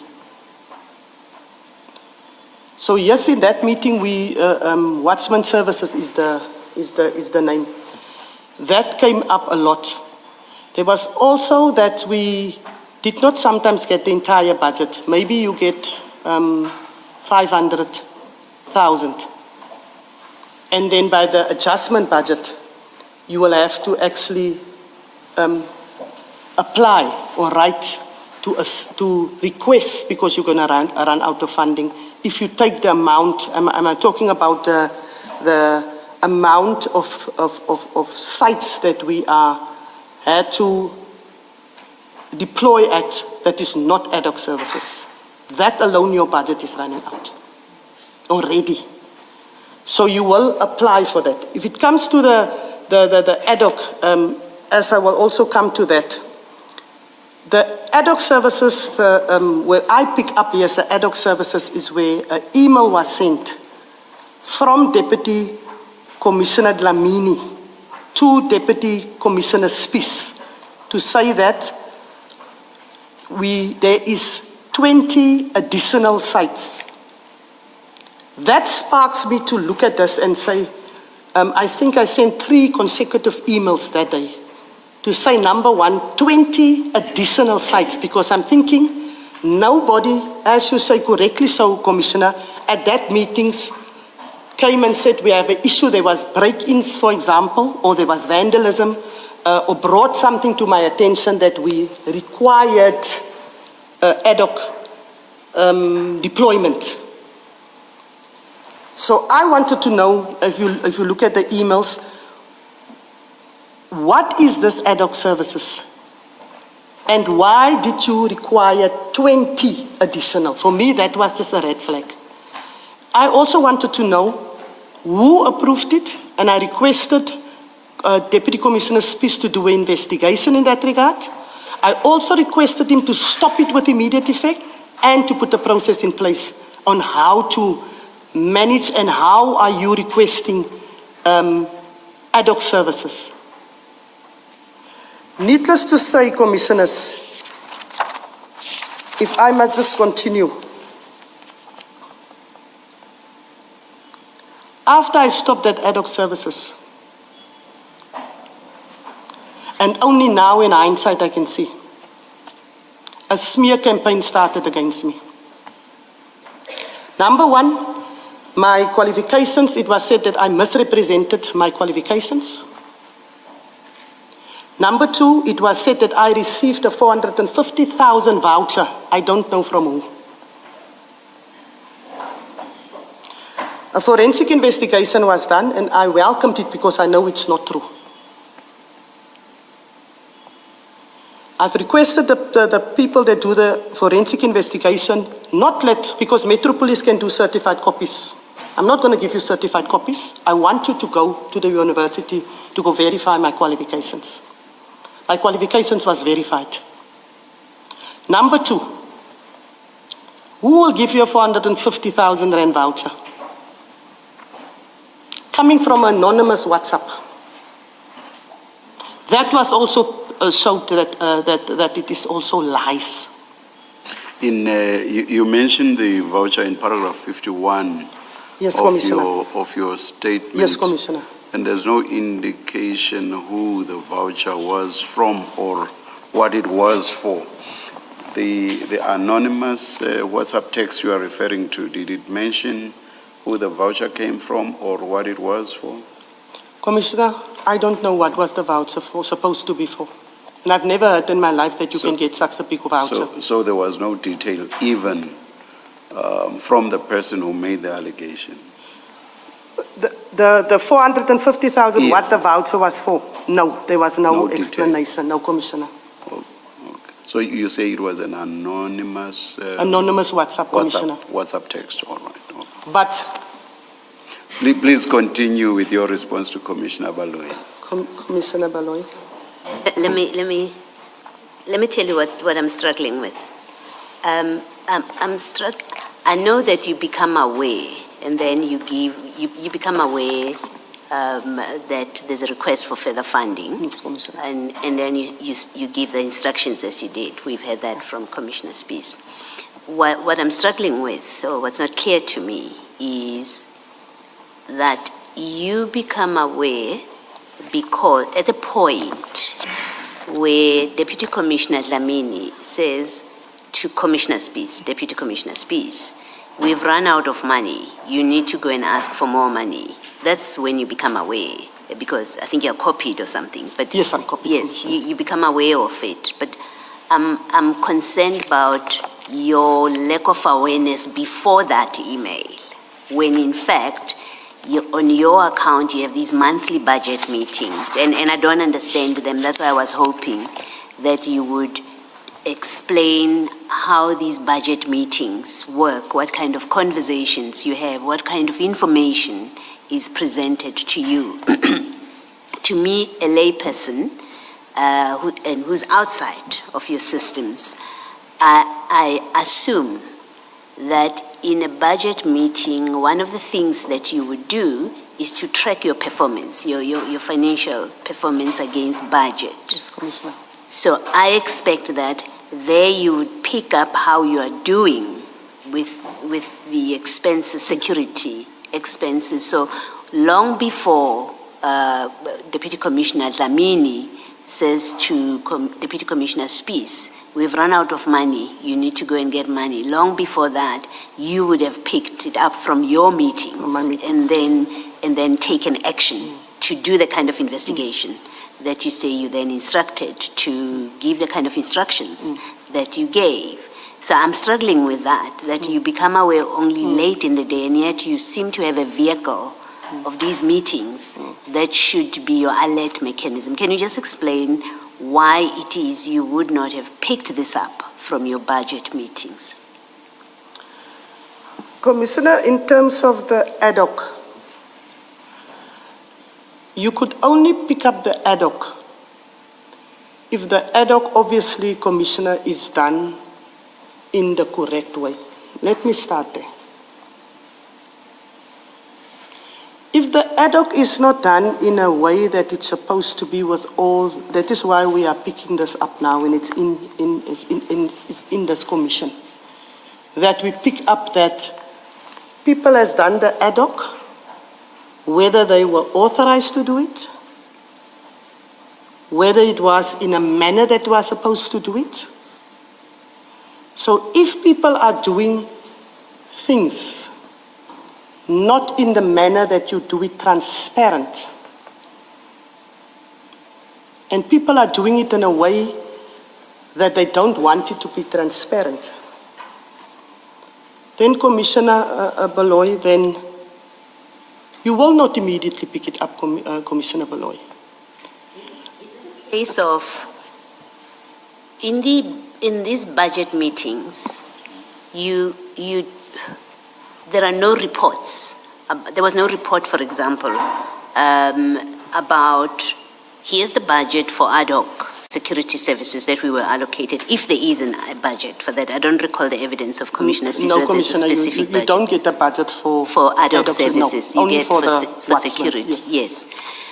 Does it mean that in your budget meetings, there's no specific reports that delineates, that says, this is how we are doing, we are spending, and we are spending it. We've spent so much on ad hoc services. So I understand you saying that, people procure services not in a transparent manner, and, all sorts of games get played there. I understand. I can see that part, how it would happen.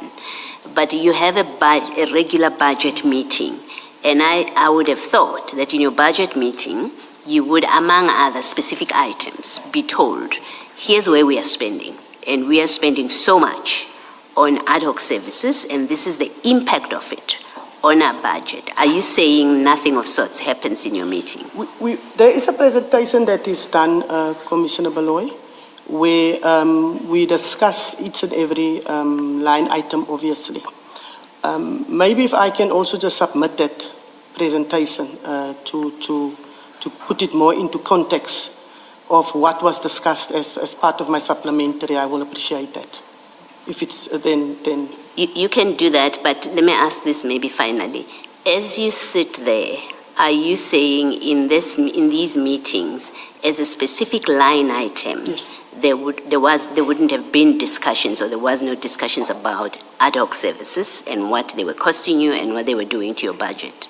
Are you saying it didn't happen? Commissioner, the Watchman services is always a bone of content. That was discussed. So Watchman is ad hoc? Watchman services. Uh-huh. Ad hoc is more, I will say, Watchman services is the budget that I get for where the sites that I deploy. So that will be the outsource. Okay. So that will be what we pay. The ad hoc services is over and above. Yes. So we will discuss, obviously, that invoices are received for, but I'm talking about where we deploy at the sites. Yes.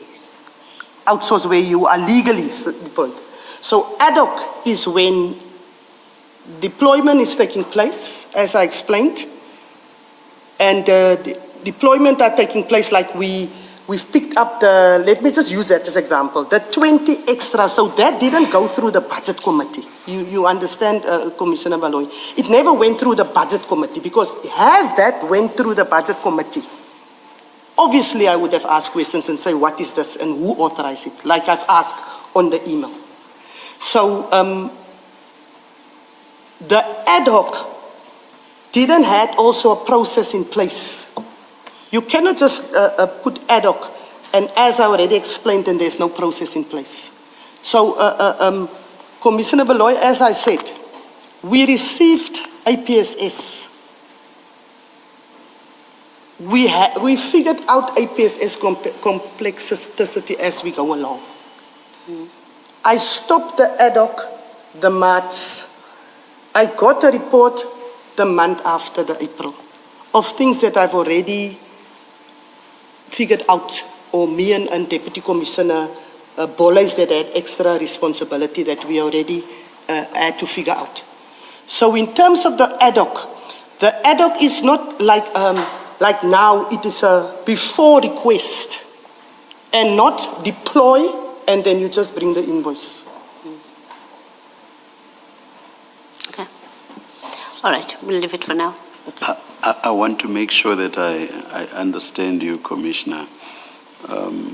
Your explanation seems to suggest, in particular because of your reference to sites, it seems to suggest that what would be budgeted for would be security guards who would perform services at the sites. Yes. Yes, let's check which basically suggests that there was no budget allocation at all for ad hoc services. Yes, Commissioner. If that is what you are saying, I find that a bit strange, because my understanding is that there has been, and for a while, in existence, the facility of the provision of ad hoc services.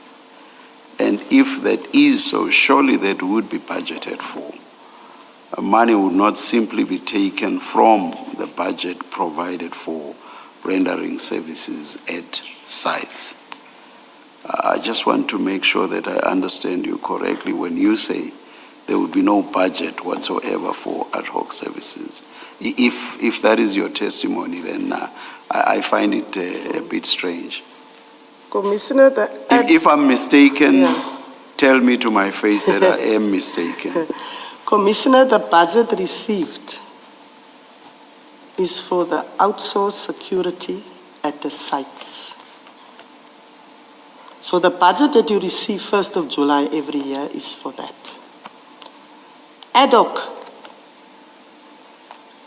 is when you require over and above security guards.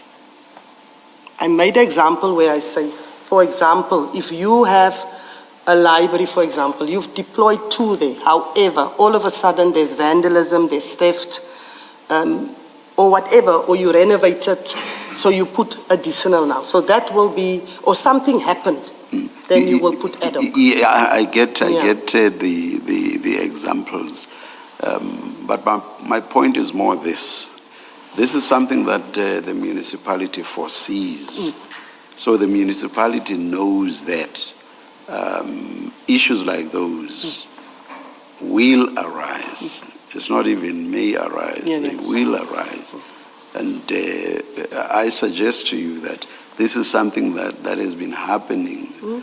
I would even say for as long as Tshwane municipality and TMPD have been in existence.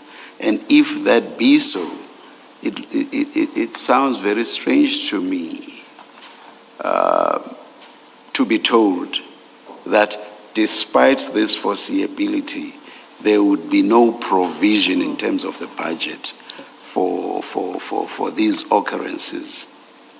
That sounds strange to me. There's just a budget for the provision of security services at sites, and that's it. And then you just take money from that budget when something that is foreseeable does indeed arise as it should, or as it will. That sounds strange to me. I think, Commissioner, I think the CFO will be able to actually give you more context in that regard.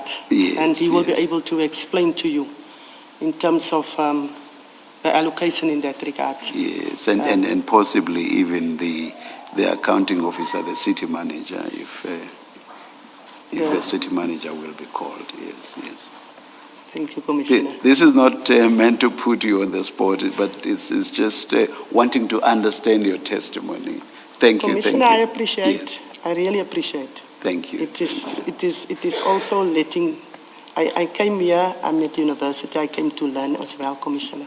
Thank you. It's Thank constructive. you. Thank you. Thank you, Commissioner. Yes, Mrs. Kakane. Thank you.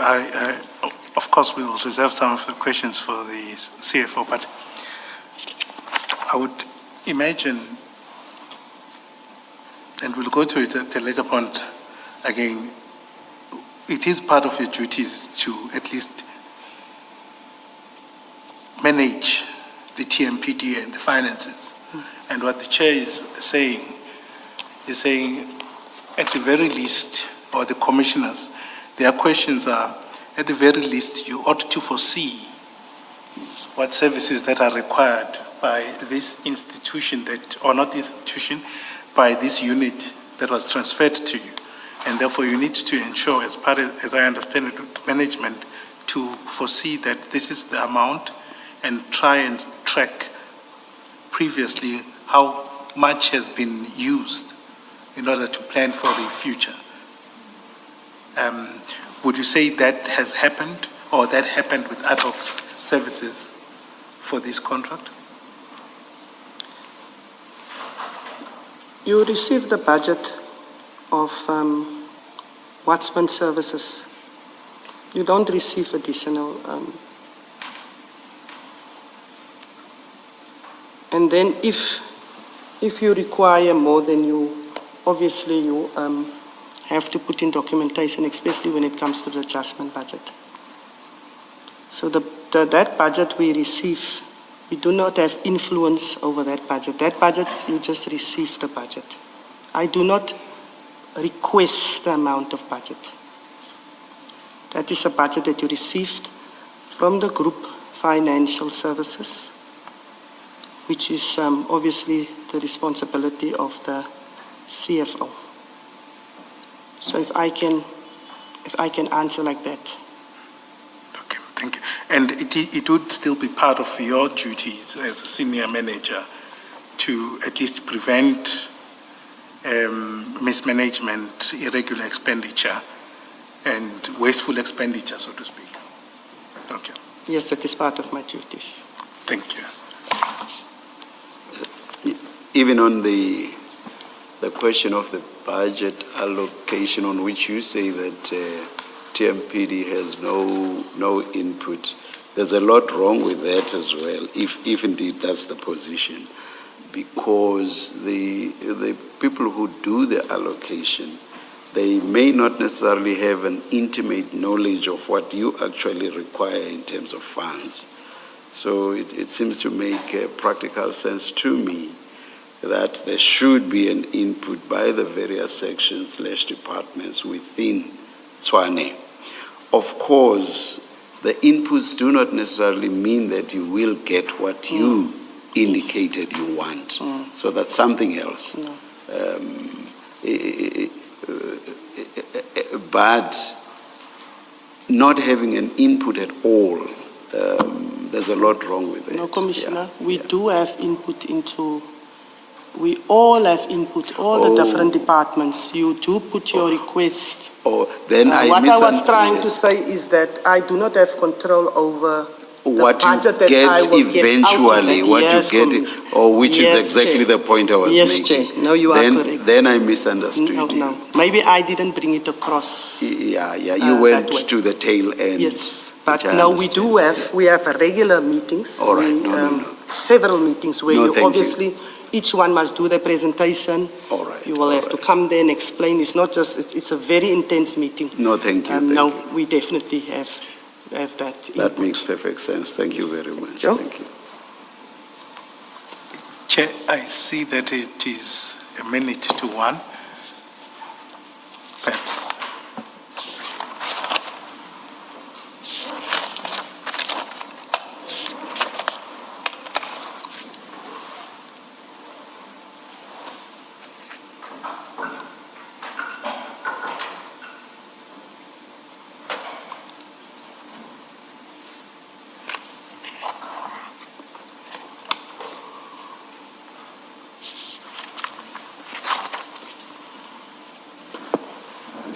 It looks like I thought we were left with a few pages and I thought we could finish, but let's take the lunch adjournment and resume at 2 p.m. Let's adjourn. Thank you, Chair.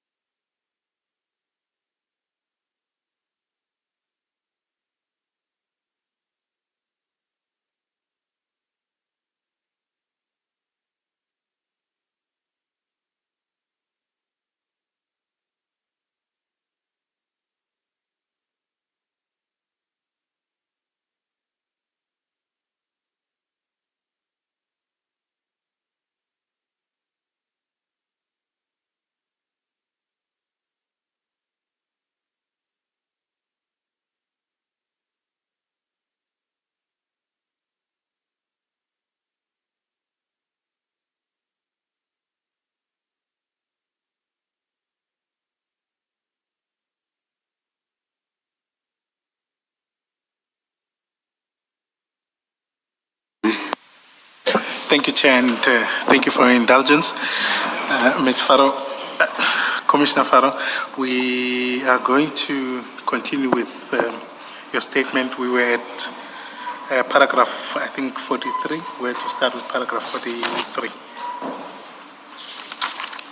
I think we had touched a bit just at a high level, but I'd like us to start with it afresh, just to refresh ourselves. Thank you.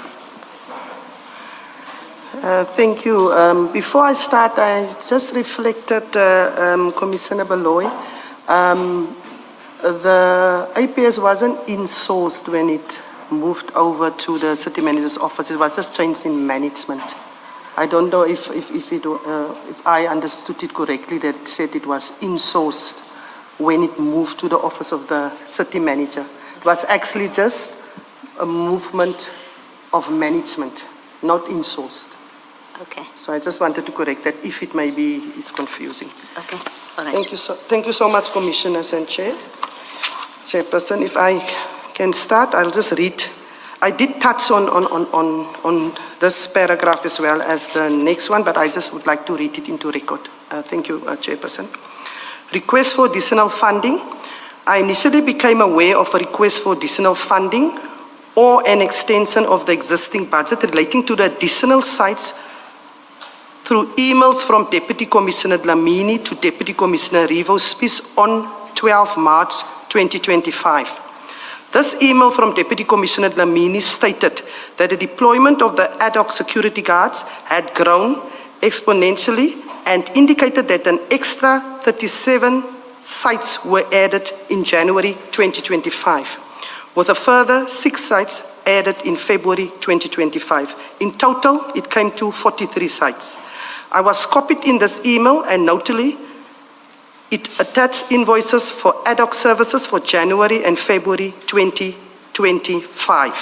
That must also just be corrected, Commissioners. I see it's 2026, it should be 2025. A copy of this email is attached here to, marked as YF6. Upon receiving this communication, I became aware of the cost and the fact that there was no clarity of the procurement of this ad hoc security services. It was also not apparent that there was a proper procedure in place. I immediately instructed Deputy Commissioner Spies to stop the ad hoc security services as it was not clear how it came about and it may lead to audit queries and greatly affect the city of Tshwane as a whole due to this unexplained and unauthorized expenditure. I also instructed Deputy Commissioner Spies to initiate a new control measure specifically related to the deployment of ad hoc guards and to launch an investigation in this regard that must lead to consequence management. This was duly implemented as seen by the email from Deputy Commissioner Spies marked as Annexer YF7. As a result of this action, a new process was created wherein it would be required for any department that seeks any ad hoc security to complete an application form for motivation and commitment that their budget and their funding may be used after APSS conducted a security risk assessment that warrants the deployment of additional guards. It is a prerequisite for the form to be signed off by the respective requesting departments, group heads, and the cluster heads. I later learned from Deputy Commissioner Boles that the request for additional funding emanates from a message received from the Chief Financial Officer, Mr. Gareth Manisi, on the 25th of February 2025, as per the attached WhatsApp screenshot marked as Annexer YF8. It would seem that the rising costs largely emanated from the unauthorized and irregular deployment of ad hoc security services by Inspector A.L. Piri. He had no authority to issue such directives.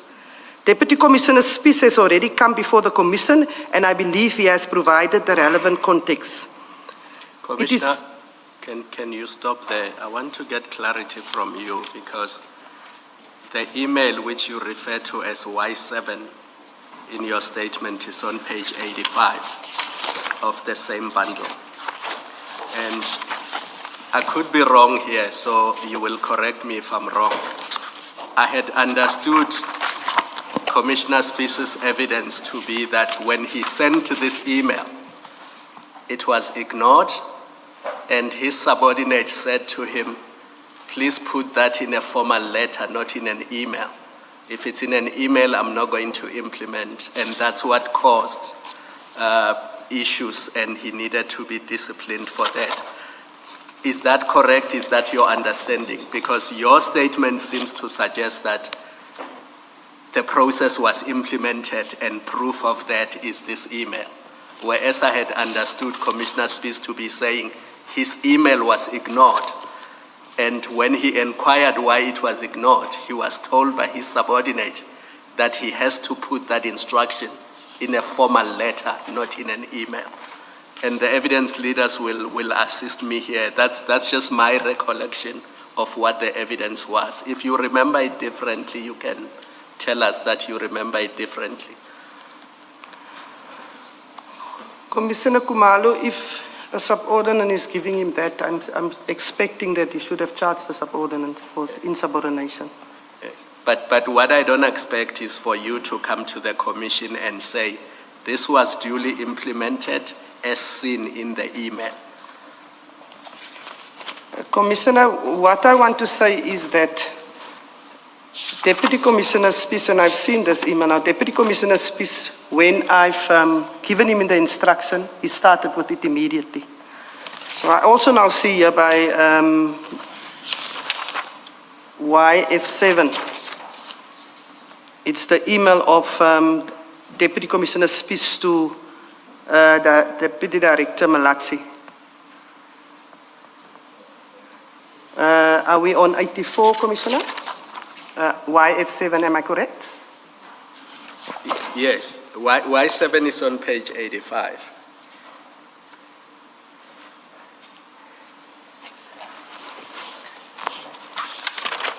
Commissioner, this 85, this evidence here is remember he responded in an email to me and then that he's going to implement. I speak under correction, or it was implemented. This one that you are referring to now, Commissioner, in terms of that, I have not received that that information that you have now given me in writing that is the case, Commissioner Kumalo. Okay, if you don't have that information, Yeah. then maybe it's fine. But that was my recollection of Commissioner Spice's evidence. Understood, Commissioner Kumalo. So it may be something that you need to follow up. Yes, I will do because that, we Commissioner. cannot rely on your assurance if that assurance Yes. is not factual. Now, definitely, Commissioner, and then I expect him, if a subordinate is telling him that he should have taken action against that subordinate, Commissioner. So I will. I understood that he did eventually, but the initial reaction was that there was resistance to his email. So maybe we can leave that there for now. But I will still follow up, Commissioner Kumalo, just for my own sanity. Thank you, Commissioner.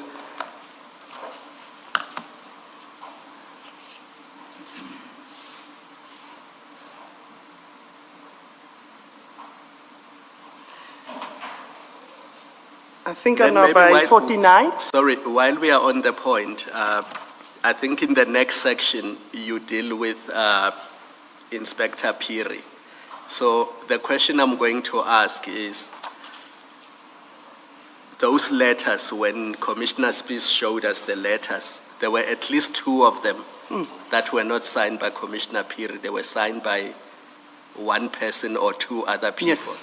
Yes. And I would need to know why action is only taken against Piri and not those two other people. So if you can just anticipate that and maybe deal with it as well. Yes, Sorry, I can deal with it, Commissioner Gomalo. Okay. Commissioner, as I said, we've launched the investigation.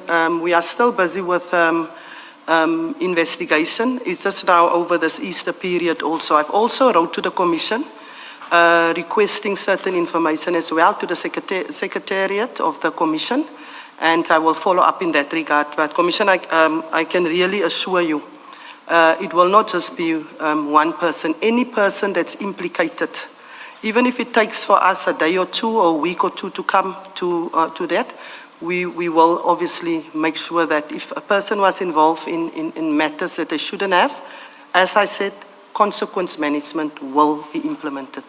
I can promise you that. Because even people who process the payments, remember there's the request to the security company for ad hoc services, and it comes from Inspector Piri.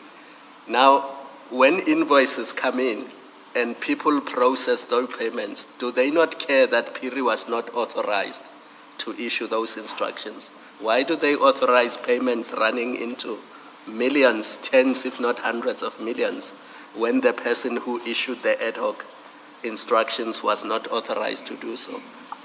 Commissioner Kumalo, you're 100%. We know who processed it. We have the names of the people that from the whole food chain. I can guarantee you, we are busy with that investigation. We know exactly, I've requested through Internal Affairs the authorization. I requested who stamped it. I requested based on what. So yes, I can guarantee you, Commissioner Kumalo, we are busy. And then it is not the first or the second or the third person that we are dealing with. I promise you, we are really looking at it thoroughly. And as we look into it, Commissioner Kumalo, we also look into the process. It's no use we are dealing with the people that has done this, but the process we need to look at and we need to correct the process. So we are doing both of that, Commissioner Kumalo. I can promise you that. Commissioner, can I think just to exploit the discussion about Piri, please turn to page 98 of the file you have in front of you, file 1. 98? Correct.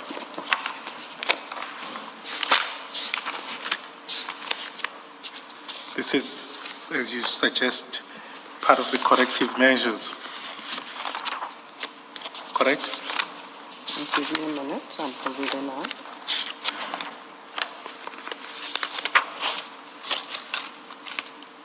That's correct. Correct. Oh, let me wait for commissioners. I have a different 98. Apologies.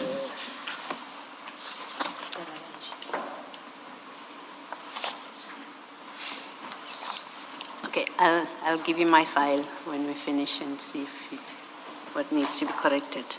My 98 is a document that starts at page 96, and it's a memorandum, tenders to be advertised. Do you have the same, Commissioner? No, Commissioner. You have a different Commissioner Baloy, I have the Okay, actually I'll the share with the pre-suspension chair in the letter. meantime.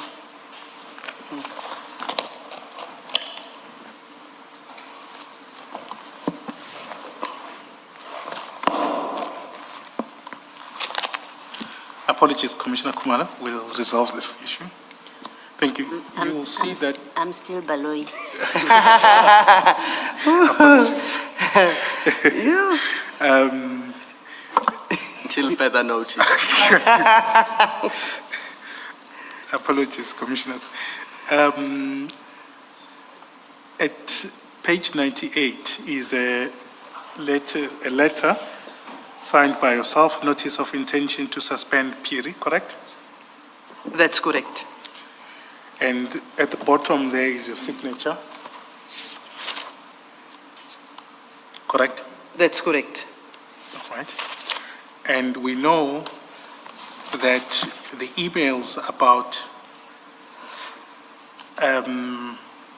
stopping ad hoc services or security services happened, or the concern rather, on 12 March 2025, correct? That's correct. Will you explain why it takes a year to discipline Piri? Commissioners, allow me just to just explain. Remember, I've requested Commissioner Spies to investigate. Then, I think by June 2025, he sent it to the internal cities guard department, which then also responded that there is, in terms of what they've read, that he can be disciplined. Then we sent it to the Internal Affairs Department of TMPD to do a thorough investigation in that regard. In terms of the TMPD, they then couldn't get certain information because we do not have access to certain information. It was then sent to Deputy Commissioner Dlamini, I think 30th of July. And then Deputy Commissioner Dlamini obviously did not send that documents further, bearing in mind he's responsible for internal affairs. In the meantime, Deputy Commissioner Spies was meeting with the Hawks, as well as he briefed me other departments. He met with them July, August, September, and October. They were then busy with the process, obviously, to make sure that they get more evidence. For that moment, we did not want to disturb the process. Then Deputy Commissioner Spies followed up in terms of what happened to the document. And then obviously we've learned that Brigadier Danny Bernard did forward it to the head of that department, which is Deputy Commissioner Dlamini. And then we found out then, the documents was there by him. And then obviously upon finding that out, we put measures in place and then obviously the systems. And we made sure then that in terms of other information that also came to our attention, that we had then enough also to what I pre-suspension and then suspension in that regard. The investigation, we haven't received the feedback obviously from the Hawks back and the other department that was busy with a parallel investigation. However, the process has been started and we will now run with the process. Advocate Sikakan, just to be fair to Commissioner Farrow, if you can go to file 8, this is what I was referring to. Commissioner Spies' statement starts on page 37 of that file.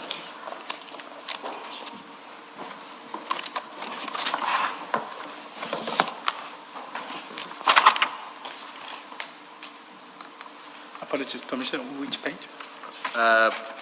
49. 49. So his statement starts on 37. Okay. But if you go to page 12 of it, maybe on page 48.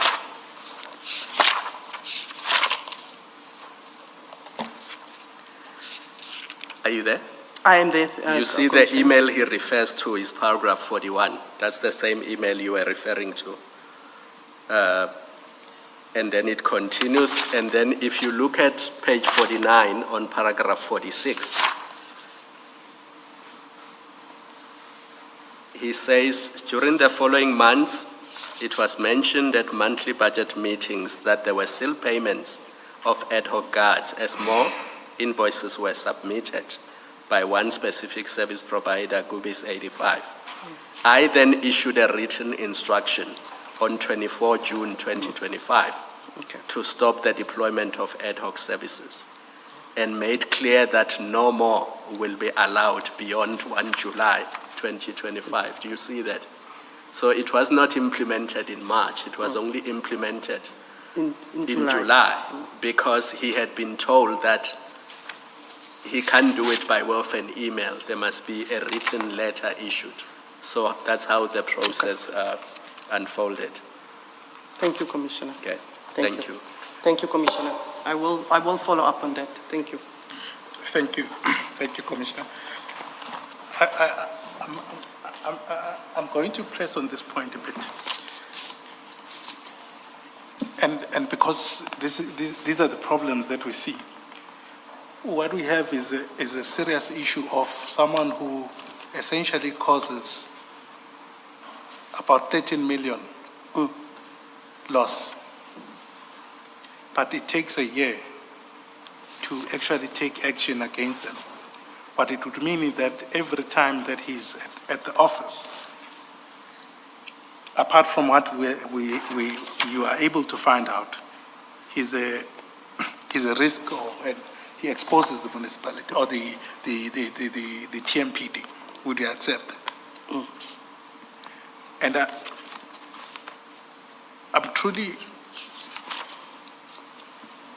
I'm not convinced of that there were these investigations for over a year, unless you can accept that it was truly an oversight of some sort on your part or Commissioner Spees' part. I cannot understand why it would take 12 months literally to discipline him for something so obvious. I cannot accept that. I just explained that it is not that easy. It's a complex investigation. In terms of you need to look at the invoices, you need to make sure that you have all the evidence as well. The same with any investigation. If you're going to take the person, are you going to suspend the person and keep the person 12 months at home? The person is not in direct doing this, or is not doing this anymore. So he doesn't have control over doing that. So I had to also make sure if we want to, that is departments that is investigating and watching, I had to make sure that we do that as well. So at the moment, as I said, that we feel that we have now, over and above even what we have more than to actually go ahead with the case as well. And as I said, we are still waiting on other departments, but we can't wait on them, rightfully so. If it's any criminal matter, we cannot wait for the criminal investigation to conclude in order for us not to do departmental. In terms of the one that I will agree with is the one in terms of that it was emailed already on the 30th of July to the head of the department. And there should have been more engagement from the head, although Deputy Commissioner Spies has done his part by following up on a monthly basis. He even engaged with the external investigators on a monthly basis. So I cannot accept that Deputy Commissioner Spies failed in that regard. However, I'm also looking at the time frame. I'm looking at the 30th of July that it was mailed to the head of that unit, and I'm also looking at the bigger picture. So the investigations, the more, it's the same like it's here, the more you touch one thing, another thing comes up. So the investigation is vast. And as I said, we've also, rightfully so, as the chairperson has said, we're also looking at other people in the food chain that was involved in this. It's not only the one person. So the more we investigate and we ask questions, the more names are popping up. So I'm requesting that we do the investigation. It is at a very sensitive point at this moment. And I'm even prepared to give the outcome and how far we came once we have now do the investigation into all the others as well, and also the consequence management. I think, Commissioner, it seems that from the statement of Deputy Commissioner Spies, it does seem that there may have been speedy movement, because if you look at paragraph 47, Commissioner Kumalo referred you to 46. At 47, yes. This is where Commissioner Spies says he received an email from Goobies. Yes. And then that was on the 26th of June, 25. And then if you read, and then in 48, he becomes aware that Piri is the one that issued those letters. And then you read on the steps that he took, and then you get to 52, paragraph 52. Yes, I'm there. And then it says, on 30 July, that is the one. internal audit completed the report. This is about a month later. And request to Deputy Dlamini, Umashi Dlamini. Yes. And it seems Deputy Commissioner Dlamini is the one that sat with the report from the 30th of July, the way I read this paragraph, until the 10th of March 2026. Yes. Is that your understanding as well of what happened? Thank you, Commissioner Baloy. That is the 30th of July that I referred to, that Yes. Brigadier Manares has forwarded to the head, which is you are 100% Deputy Chief Dlamini. Yes. I'm also looking at that in that regard. Yeah. That is what I said, that allow me to investigate. And the reason why, is it because with the person that we are supposed to discipline, that other things will come out. So allow me, because we are really advanced at the stage in this regard. I'm talking about the internal investigation, not the one with the external ones. Yes. So I'm asking, allow me just to complete. I am prepared to give the feedback in this regard. That is also one of the things I'm looking in, Commissioner Below. You are 100%. Yes. Well, I was going to suggest that perhaps it is for Deputy Commissioner Dlamini, when he comes to testify, to explain to Mr. Skakane why from the 30th of July 2025 he sat with this report until the 10th of March 2026. And immediately when I received it, on the very same day, I actioned it. Yes. Thank you. Yes. Thank you. Thank you. Thank you, Mr. Commissioner Below.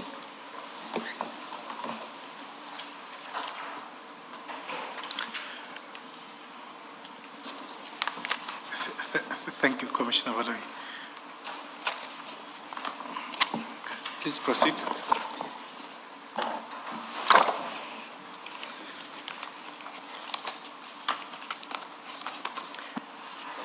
It would seem that the rising cost largely emanated from unauthorized. I think I've read that 48. Am I correct, Commissioners? Please read it again. You want me to read it again? Yes. Okay, I'll do that. It will seem that the rising costs largely emanated from unauthorized and irregular deployment of ad hoc security services by Inspector A.L. Piri. He had no authority to issue such directives. Deputy Commissioner Spies has already come before the Commission, and I believe he has provided the relevant context. It is clear that the large beneficiary of the irregular deployment is an entity called Gubis 85 Security Solutions Pty Ltd, to the tune of about or almost 14 million rand. I was not particularly aware of the role of Deputy Commissioner Dlamini and Chief Financial Officer Mr. Gerrit Menisi in all of this. I took and trusted them as dedicated officials.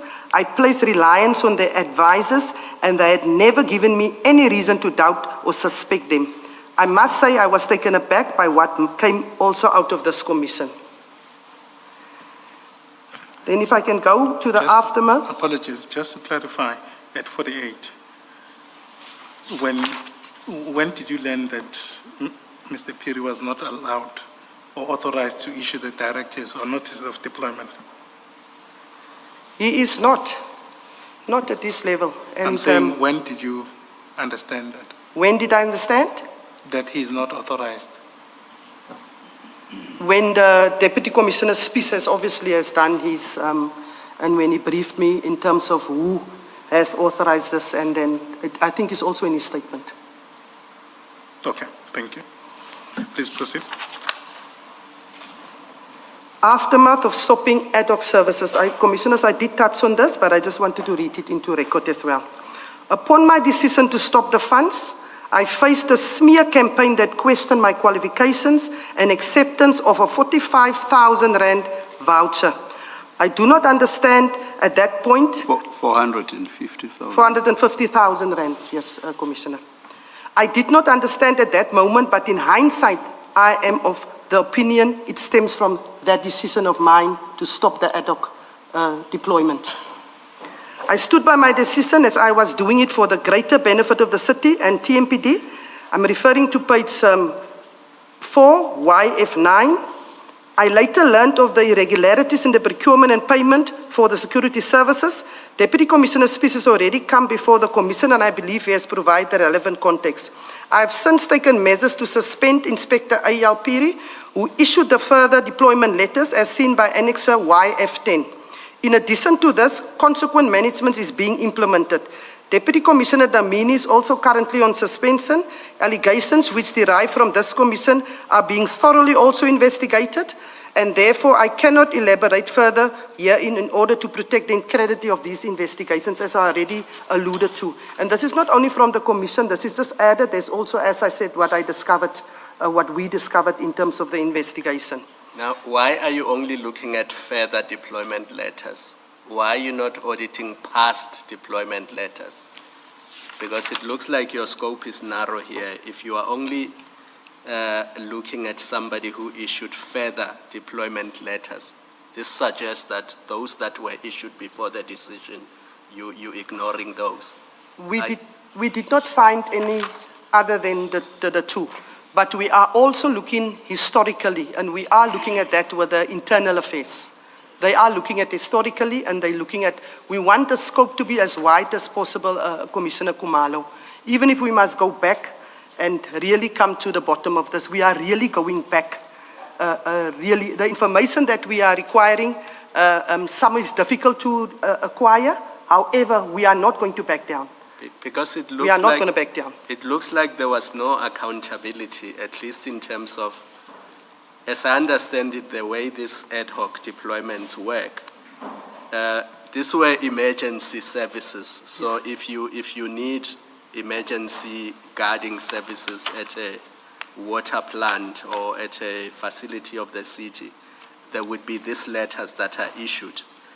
But there doesn't seem to be any monitoring of service levels to determine whether what Gubis tells you. If Gubis says, for example, we employed 13 security guards at this reservoir, it doesn't seem like anybody checked that that was in fact the case, that it was in fact 13 guards at this price per guard. And I mean, this is public funds. People just approved invoices without checking service levels, without, enforcing if there were breaches of some of these service levels, there were no consequences because it looks like these companies continued providing services. In fact, to this day, they continue to provide services, just not additional ad hoc services. Commissioner, if you go as far back, you will find that, yes. That is why I said the moment it was handed over, find out the complexity of this, put measures in place, that is ongoing. So you are correct. In the past, I couldn't find that there's a measure in place. In terms of checking up and making sure contracted services that where you deploy, you support, what you must have uniform, you must have this equipment. Are you there? Is it the right amount of staff? And then the level, is it the A grade, B grade? That is one of the things that we also are checking to make sure, surprise visit, that at any given time the guards that is supposed to be in terms of the service level agreement are there, and penalty clauses must be implemented. The penalty clauses is very important. So if you found it is against the SLA, you need to activate the penalty clause that is in the SLA. So Commissioner Kumali, you are correct. Those were some of the things that we found that was lagging and that we correcting in terms of moving forward.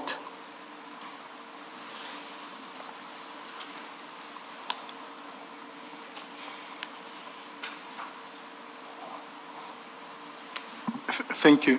Just before we move to the next section, you are saying that you are still investigating all of these things internally, correct? Correct. And obviously, it would seem that until such time you finish the investigation, you wouldn't know how far the road goes, if we were to call it a road. Correct? It is not such a big section. Okay. It's not a big section that is dealing with the matter. So the investigations are going to be concluded? Definitely. It's not a big section. So we, in the meantime, has put measures in place also mitigating. And we're not waiting for the investigation to be concluded. So we are busy also putting as I said, it runs parallel, but it's not a big section. And we know exactly who, and then we are really at the end of this investigation in terms of bringing the others to book as well. Thank you. Commissioners, I think it's just so that we follow the correspondence around the stoppage of these ad hoc services, so that we, just in the interest of time. Can I refer you to file 3? Chief, Yes, I have it. that will fine. help you. Okay. I've got it. Right.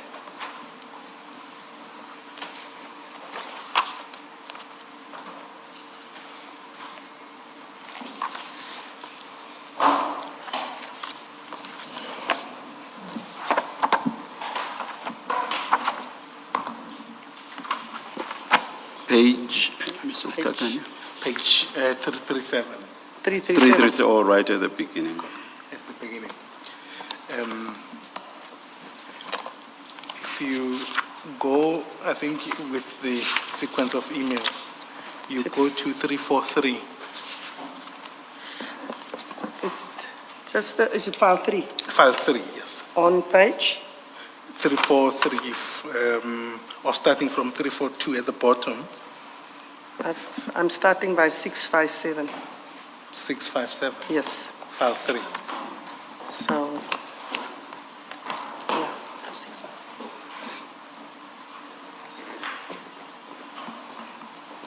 Yes. 44, no. Mine is at 657.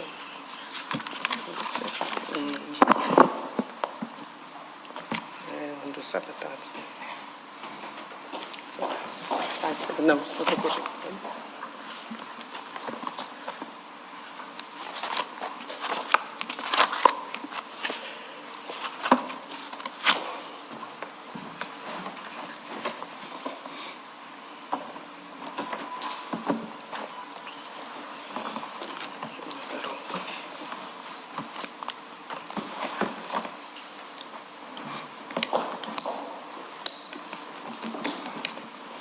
Is file 3, Commissioners. 342 at the bottom, that's an email.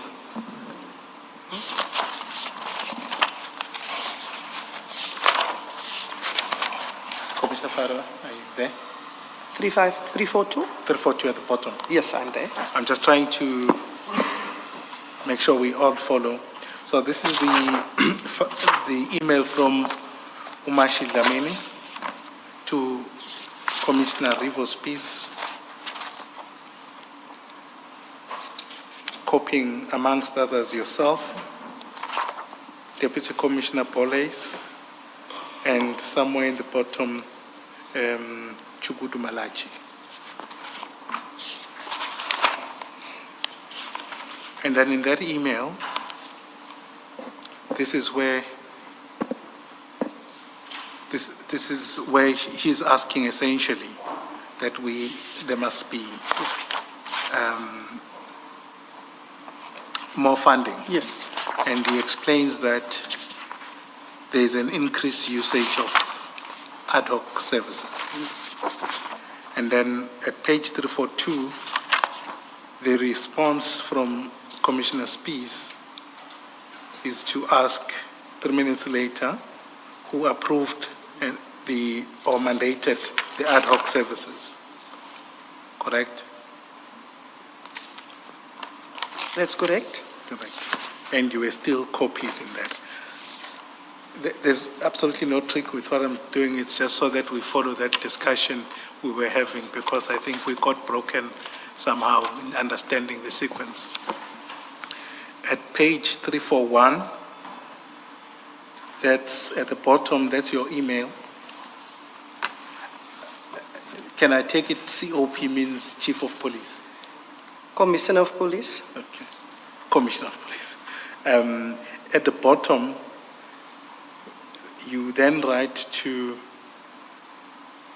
Umashi Dlamini and Commissioner Spies, and you say, you express shock about that there's 30 additional sites just for January.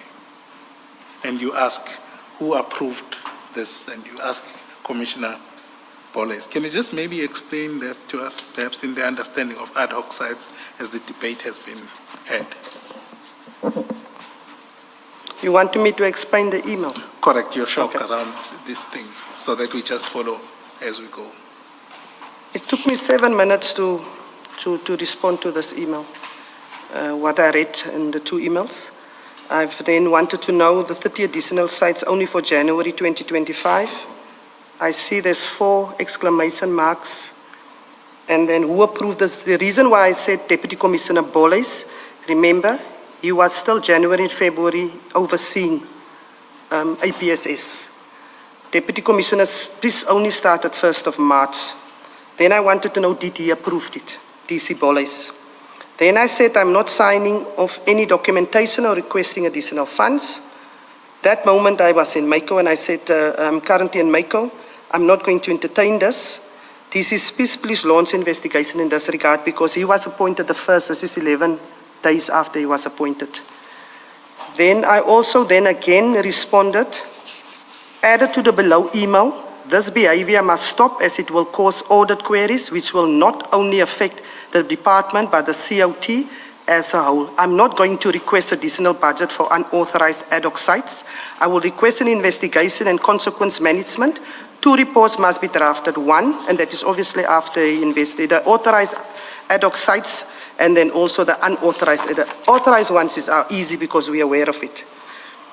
Then I again, a few minutes after that, sent another mail to say, Deputy Commissioners, please stop any ad hoc deployment until the correct procedure determined by you have been implemented, bearing in mind there is no additional funding already. Then I actually, Commissioner Kumalo, I actually referred to this email. And further to the ad hoc C deployment, that is a response from Revo Spies, obviously to Malatsi. Cease deployment if guards, stop the deployment of all ad hoc guards as with effect tomorrow morning. That is why this was actually the email that I referred to Commissioner Kumalo, where he then immediately, you see that is on the 12th, just a few minutes after I sent the email, actually 4 minutes that he actually gave that instruction. The one that, Commissioner, that you alluded to, that he gave him that lip, I was not aware of that because that will be between him and his immediate Deputy Commissioner. But as I said, I want to look into that as well. So that formal letter is on 347.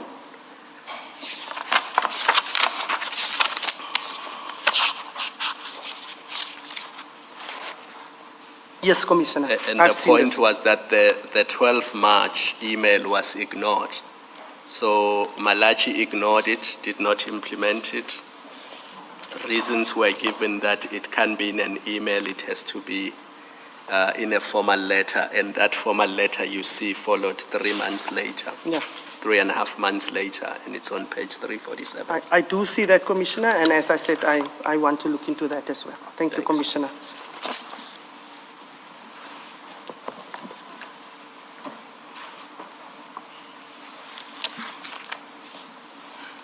Perhaps it would be unfair to ask you, it should have been an issue that Commissioner Spies would have explained. Yes. If you say immediate, Yes. why does it take Yes. another 2-3 No, I'm months going to look into that, definitely. to then Yes. action that? Yes. Because these are the things we just say it's going to take time. Yes. And then I think Commissioner Kumar was saying then, it's public funds that have been Yes. used. Oh, definitely. Correct. I do agree. Kakani, we've learned in this commission that immediately does not mean immediately. At least, Commissioner, my immediate is immediate. But be rest assured, I'm going to look into all of this because that was my instruction to everyone. I will look into that, definitely. I expect if I give instruction, everybody must follow it. Thank you. Commissioner Kumalo, I was restraining myself from highlighting immediately. And then if you go to page 338, Still the same file? same file, yes. This is just the last point. Let's give the page again. 338. 338. And there? Now, this is what comes under cover this email, correct? Yes, yes, yes. And when you see it, and apologies for jumping around, when you see it, you see two things.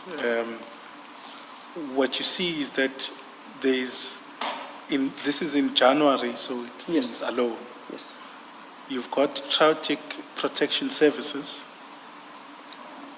that has ad hoc sites. Yes.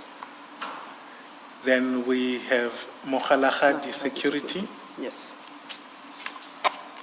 And then we've got Gubis 85 Solutions Security, That's correct. which has sites, according to this, up to 37, That's correct. which total 14 million. And obviously, we understand that there would have been 22 companies or Yes. service providers. Just at the time, did it strike you that Gubis seems to have been this efficient or favored? That is part of the investigation. No, I'm saying at the time. Yeah, definitely when I saw it. Definitely. Definitely. And then just to follow up, with the investigation, how would it cover whether actually the invoices or the actual deployments, if they say they had 2 guards, how would we know that they actually had 2 guards, or they just did not have anyone else? Exactly. Is that part of your That investigation? is definitely part of my investigation. To, as I said, what is the reasoning for 20 additional? So we are looking at it. What is the reasoning for that? Where were they? Attendance, everything we're looking into. We're definitely looking into all of those. And so, would I then be correct, or maybe I'm wrong, to say that previously there wasn't a method to double check that, perhaps, or it was there? They have the personnel that must do that checks. Also, there are people. Yeah, that do the there checks. is people that must do the checks. Okay. Contract services that must do the checks to see. Does it, as I said, also ad hoc, let me not use ad hoc, surprise visit, just to see also in terms of, I've explained it in terms of the SLA, you must have the SLA with you. The SLA is very detailed. To see if you are in uniform, the equipment that you must have, the type of guard that you must have, also the amount of guards that you must have there. Because we are aware that you must maybe have 5, but then you deploy 2. So we are aware of that. So you have that component that must check on that. Okay. Yes. No, thanks. Mr. Rakani, before you leave this page, Commissioner Farrow, just so that it doesn't look like this commission is picking on Gubi's security for whatever reason, I can't remember where I read this, and you don't have to give us a detailed answer now, but I just need clarity on the 3 entities that we see on page 338. Okay. Are you also investigating whether or not any of those entities are owned by city officials? We're looking at everything, Commissioner Kumalo. Because in one of the documents I have seen, I cannot remember which one, there was an allegation made that the first one there, Triotic, is owned by city officials, as in City of Tshwane officials. That may or may not be true, but my question is simply whether you are investigating that as well. And then, Commissioner, we will do our investigation in terms of obviously the allocation, site allocation, etc. When the CFO comes, they have all the information of that security company. I would prefer that you also pose that question to the CFO. I would really prefer that. But in terms of our investigation, we're obviously looking also at you have the 22 companies, and then we look at the how regular and how many, and then that will also be part of our questions, definitely. Thank you. Definitely, Commissioner Kumalo. I thought Commissioner Kumalo was asking, does your investigation include investigating ownership of these companies that are on your panel? Obviously, we are looking into all of that because we, as you said, I've read in the supply chain management policy when I started, And it says you must not, one of it says that you must not, conflict of interest, must be, so we're taking the supply chain management policy and see, was there any contravention also from the site, and so that we can have a more detailed type of investigation. As I said, we don't want to, we are not only zooming in, if we are one by one now consequence managed, it doesn't mean we are just dealing with a one person. We have to now start from A and end at Z. We have to get it right. So yes, Commissioner Baloy, we are looking into every single thing. I can promise you that. Just to assist Commissioner Kumalo, I think it has been in the media. If I may refer you, just out of interest, on that chaotic, yes, that's file 6. Bundle 6. Page 548. It's part of the chats that was shared.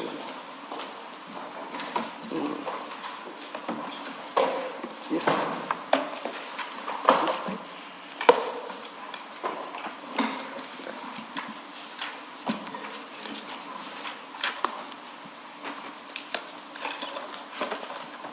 Thank you so much.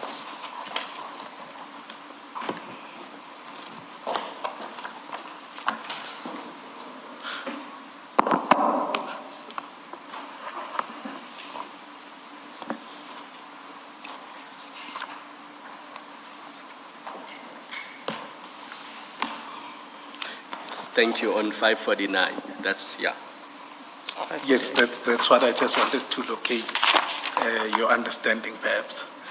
I didn't intend to at least go through this at this point in time. Thank you. Yes.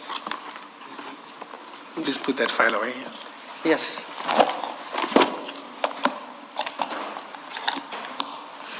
It's on the screen.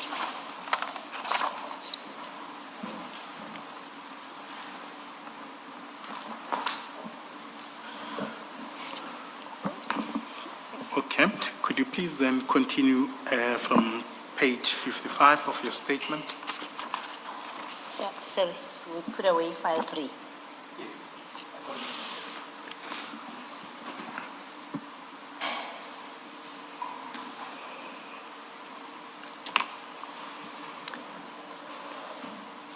I will then continue with TMPD 01 2024/2025 land invasion. Tender TMPD 01 2024/2025 relates to the procurement of services for the monitoring and prevention of illegal land and building occupation, as well as the demolition of any illegal structures. The appointment will be for 3 years on an as and when required basis, meaning only when there is land invasion, so you will, and then those that must patrol to prevent the land invasion, it will obviously be the hotspots. I attach a copy of the invitation to the bid marked as YF11. The tender advertisement request, we call it a TAR or TAR, was signed off by me on the 27th of May 2024. I then appointed Brigadier Sipho Sebastian Nkomo and Brigadier Jay Mabunda as the departmental representatives at the Bid Evaluation Committee, BAC. The reason why I appointed Brigadier Nkomo, he was that time acting Deputy Commissioner of Specialized Services. And Brigadier Mabunda is the head of land invasion. Commissioner Farrow, you're confusing me now. When I asked you this earlier, you said only the city manager can make these appointments. Now you are saying to us, I appointed these people as representatives to the BEC. This is in terms of the TAR.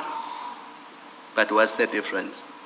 The TAR is the tender advertisement request this is one page that I sign off. So in terms of this, it should be the city manager, yes. You are confusing me. Who appoints members of the BEC? Remember, that was my earlier question, and you said no, it can't be you or the CFO, it's the city manager. Does this not suggest that you appointed? Or does it mean nominate? Nominate. You nominate and then the city manager appoints Nominate. or approves. Commissioner Kumalo, nominate. Yes. Thank you, Commissioner. The tender procurement process, I will just correct there, Commissioner Kumalo. The tender procurement process was successfully concluded and ultimately 8 bidders were awarded a tender. Then the tender process was also subjected to probity. Probity review is done by group audit and risk. They check that the process was followed correctly in appointing these 8 companies. I do not know how the tender was evaluated. However, Brigadier Sipo Nkomo will then also come before this committee so that he can just also put it more into context. He will only be giving evidence in terms of that entire process.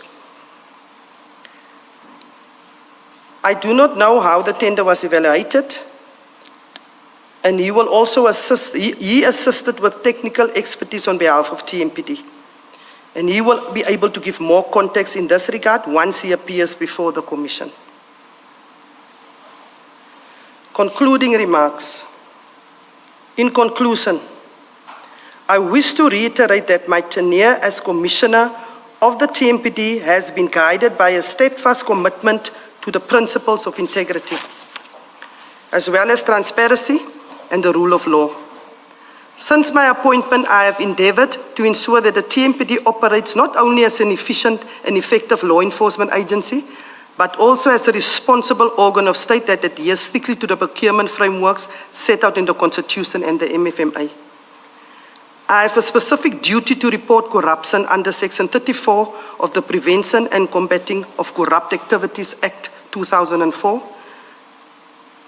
And I'm not only doing it because if I fail, it could result in a 10-year prison sentence. I do it because that is the right thing to do. The Independent Police Investigative Directorate, also known as IPID, in terms of the IPID Act 2011, is broader. Section 29 requires all SAPS members and commissioners, we are appointed under the SAPS Act 68 of 1995, to notify IPID immediately after becoming aware of graft or other cases falling within IPID's mandate. Contraventions carry also up to 2 years imprisonment. Have you reported any matters to IPID? We're going to do that, Commissioner, I promise you. As I said, our investigation, we already reported to other organs of state, as I said. We are going to, when the investigation is eventually concluded, we are going to make sure any contravention that was there in terms of any law act, we will report it and report it to the national organ of state. What we've picked up, Commissioner, is if you start charging people, they resign and then they just go to somewhere else. And then everybody just leave the case and nothing comes of it because the person has left the employ of whatever municipality. We are not going to allow that. We will still pursue any other contravention and any act. That is what I've given to my investigating head to do. That is now acting Deputy Commissioner Danny Manar. Yes, I think my question is more general than specific. I think in your testimony earlier in the day, you said that you've had cases of members of TMPD being arrested for different things. And one of the examples you gave was bribery, for example. And so my question, it being general, is do you have any cases, not necessarily arising from these procurement matters that we are concerned with now, but do you have any pending matters that have been reported to IPID and that IPID is handling in respect of the TMPD? Definitely, Commissioner. We also have a quarterly meeting with IPID. Yes. And as I didn't actually answer Commissioner Kumalo when you asked, do we implement the recommendations? Yes, we do. Yes, we do. You offered to deal with it in a supplement. But I just wanted to say, yes, all the recommendations coming from IPID, I also get the reports, and I make sure that is one of the things that I monitor to make sure that we implement it. So And yes, I'm definitely. assuming in your supplementary you can give us the statistics. I'll do that, You definitely. can say, for example, over the past 3 years, Definitely. there were this number of IPID recommendations, all of them were implemented, those that were not implemented, Definitely. what's the reason? May I correct you, Commissioner Kumalo? Can I have it from the 1st of October 2023? That was under my... Yes, yes. Thank you I so think much, that's Commissioner fair. Kumalo. Thank you. You are so kind. Thank you. Commissioner, you rightly point out or lament Yes. that people resign. Yes. And then that's the end of that matter. But isn't the solution to that matters must be reported to the SAPS? Definitely. As I've understood it, with Ekurhuleni, in respect of Ekurhuleni, similar cases, it's that complaints, and I think Commissioner Spies, as Yes. he then was, Yes. referred matters to the SAPS, and then those matters were then referred to IPID. From the SAPS, they go to IPID. Isn't that what should be the practice, in fact, the way to circumvent people escaping criminal prosecution or consequences for what is effectively criminal conduct, that complaints should be lodged with the SAPS? And that way a person resigns, they get out of the clause of the IPID, but they remain under police jurisdiction. Have you considered? You are 100% Commissioner Baloy. As I alluded when I did my background, I'm also the chair of the National Commissioners Forum of the country. We even took that matter up at the national level. We don't only want it to happen at TMPD. What we also do, we deregister you as a Metro Police officer or more, a traffic officer, so that you can't also jump to go from one department. And we're also looking at the database that we can also share that information. So you are correct. And also we said we don't want to wait on the South African Police Service and IPID or whoever is investigating to give us a feedback. We need to follow up. And if we see that it stays too long with a person, you can follow up with a senior. We need to start following up and not leave it and say, I'm waiting on IPID, I'm waiting on the South African Police Service. We need to trace our case numbers, and we need to trace our cases that we report. So that is what we as the commissioners of the country also want to, busy with actually, and we're looking at standardizing it on a national level. Thank you. Thank you, Commissioner.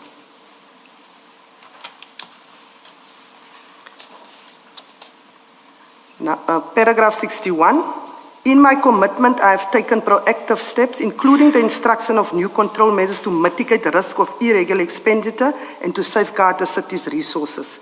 Given what I've learned, I believe it is important that we continue to pay close attention to procurement processes and internal interferences in the manipulation on ongoing process within the TMPD. That must also be done without interference from the person that maybe wants to claim I'm monitoring, but then you interfere as well. I remain fully committed to assisting this commission in its mandate. I hope that the information and documentation provided in the statement, supplemented by the testimonies of deputy commissioners and officials I have designated, and the supplementary homework that I've received, I'm just adding that, Commissioner Kumalo, my homework that I received will provide the necessary clarity on the matters under inquiry. I would also like to highlight to the Commission to assist in protecting those that expose fraud and corruption and any form of irregularities because of what I have experienced. One becomes a target as soon as you expose corrupt activities. And I'm sure after I've appeared in front of this commission, it will not stop. However, commissioners, I will do this over and over again.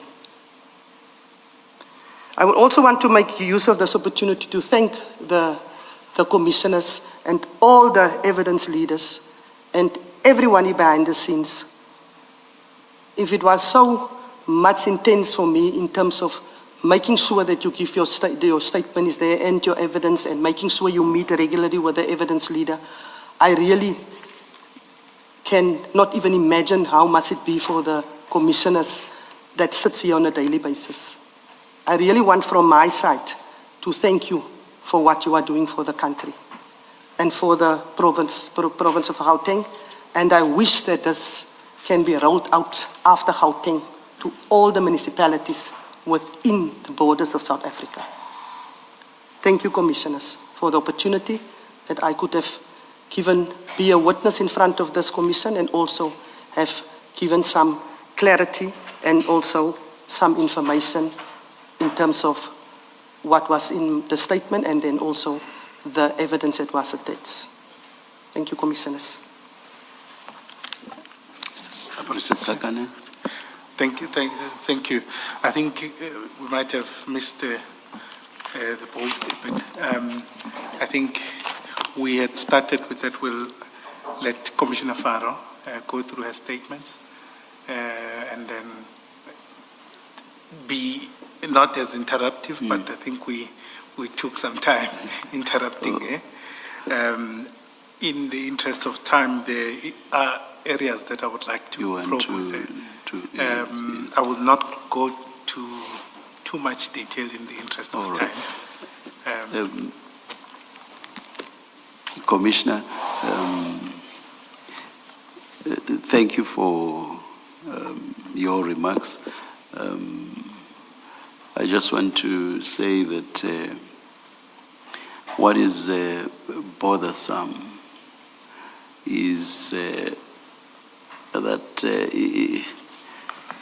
in many instances, starting with Eguruleni, SAPS, and now Tshwane, there has been a lot of movement by the institutions concerned, the action being taken against officials.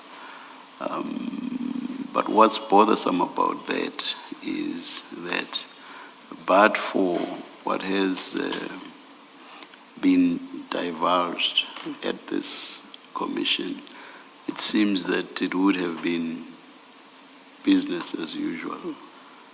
That is quite bothersome. I'm not necessarily directing this at you, but at the institutions concerned. And we are talking this is only SAPS, Eguruleni, and SAPS, only at the top level, at the level of generals. Yes, there may be an odd brigadier and so on here and there. So that's a very small window, if I may call it that, both at SAPS and also nationally in terms of only Eguruleni, only Tshwane. So it's quite bothersome because these institutions cannot possibly be outliers. One believes that what we see is replicated throughout the country. That's quite bothersome. But thank you. Yes, Mrs. Kakane. Mrs. Kakane, sorry, we kept interrupting, so I've almost exhausted all my questions. I only have one. So if you indulge me, I will ask it now and then allow you the rest of the afternoon to deal with what you wanted to deal with. Commissioner, please feel free, even if you have 2, 3, 4. Commissioner Faro, my concern was with the asset protection and security services. You, in your statement, had set out what the mandate of a metro police is. And you referred to Section 64 and the alphabetical letters B, C that follow. And I did not see anywhere in those sections where it falls within a mandate of a metro police to be responsible for protection of municipal property. And I think you rightly said that the owner, the person who's accountable for these properties, is actually the COO. Is it right that the Metro Police should be responsible for this? And what has been your experience when you were at, I think you were at Nelson Mandela Bay and then City of Cape Town at some point? Is it the same in those municipalities that the Metro Police Department is responsible for this function of asset protection and security services? Or is the position different there? Thank you, Commissioner Kumalo. It does not fall under the Metro Police, Commissioner Kumalo. It falls under, it is a leg on its own in Nelson Mandela Bay under safety and security.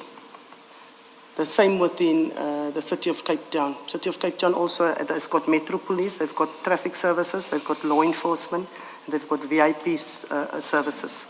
So Metro Police does not fall under Metro Police also in the City of Cape Town.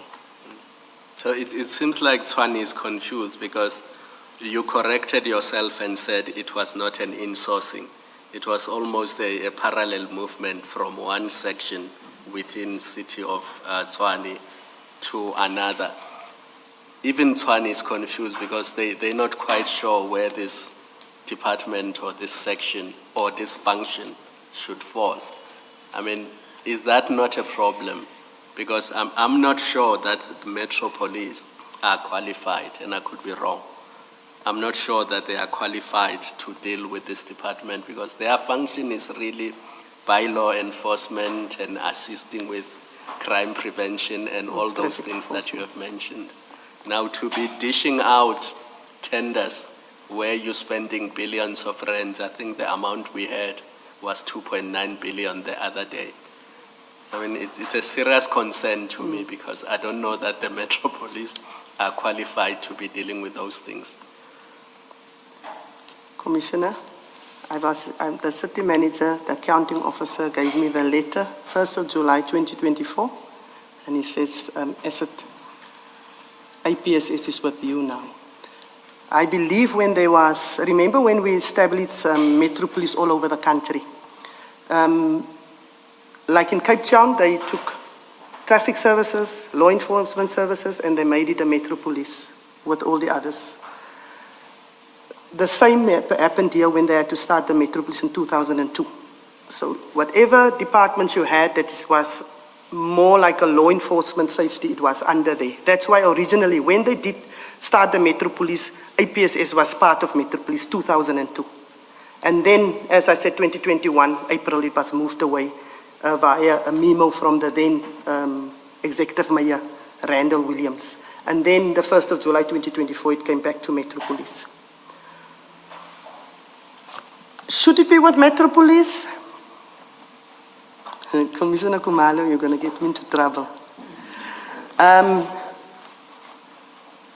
I would say if you protect maybe the assets of the city, who is the owner of the assets of the city? So it must either be with the COO, who's got the infrastructure, whether it is the reservoirs or where it is the electrical substations, or the GSO, who is responsible for all the buildings of the municipality. So I'm saying because here's the thing. When you do eventually insource all the security guards, if you do, let me not say when, if you do eventually insource all the security guards, they won't become Metro Police officers because they are not appointed in terms of the SAPS Act. yes, So they correct. will become employees of the city of Tshwane, and they will become security guards working for Tshwane. You are TMPD can be responsible for them. So that's why I don't understand why that function, because it is outsourced, TMPD is responsible for it.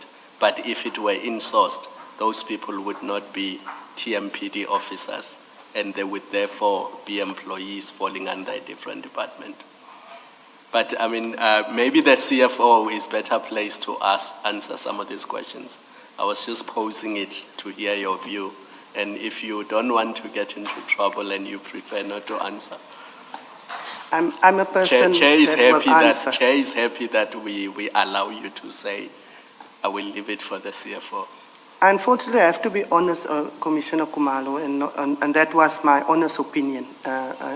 Because, Commissioner, you are correct. If you look at who is the owner, if you look at anybody's property, Metro Police is not looking after you. You've got your own security company. So you as the owner of that house, the state is not going to put a policeman outside your house or a Metro Police officer. You as the owner of the house must make sure that you have even security measures in place, whether it's a camera, whether it's you must make sure you've got a fence around your house, and then you must make sure that maybe a security company will respond if you press a panic button. So that is logical thinking, and you are correct, Commissioner Kumalo. Thank you, Mr. Skakan.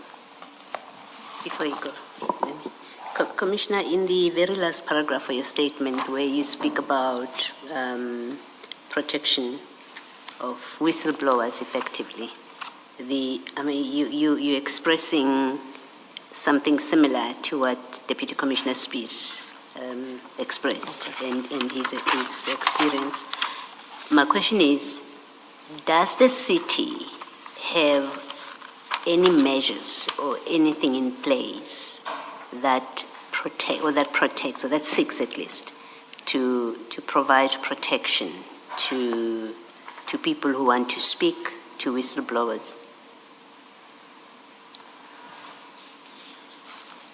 And if the city has, what in fact does it have in place? The city is allowing you to, obviously, if there is information that you want to come forward, that you can do that, whether it is through the group an audit and risk, whether it is through the office of the city manager. The city do have measures in place. What I'm really referring to, Commissioner, is that if I take Deputy Commissioner Spies, his remarks that he's a spy and there's silly remarks that is being made, where I think you should applaud people that come forward to actually are not part of the pack and wants to make sure that we do the things the right way. Commissioner, Chairperson, I said I'm gonna say something on a lighter note. When I leave here, Chairperson Madlanga, you will have to pay Lebola because my surname is going to change to Commissioner Madlanga wherever I enter. The Faro is gone when I walk out of here. I will send my family over. So that is Commissioner Spies, that is his name. Madlanga. There's no Spies anymore. And I actually find it, yes, we can laugh about it. However, I actually feel if you in this country come forward against fraud and corruption, why are you becoming the target? People don't want to be around you. People feel like, what are you doing? You're supposed to come to work to do your work and to do it the right way in terms of all the policies and procedures that are there. However, the moment you speak out or you are a person that makes sure that you stop, as I said, when I stopped that ad hoc, immediately, there was things fabricated.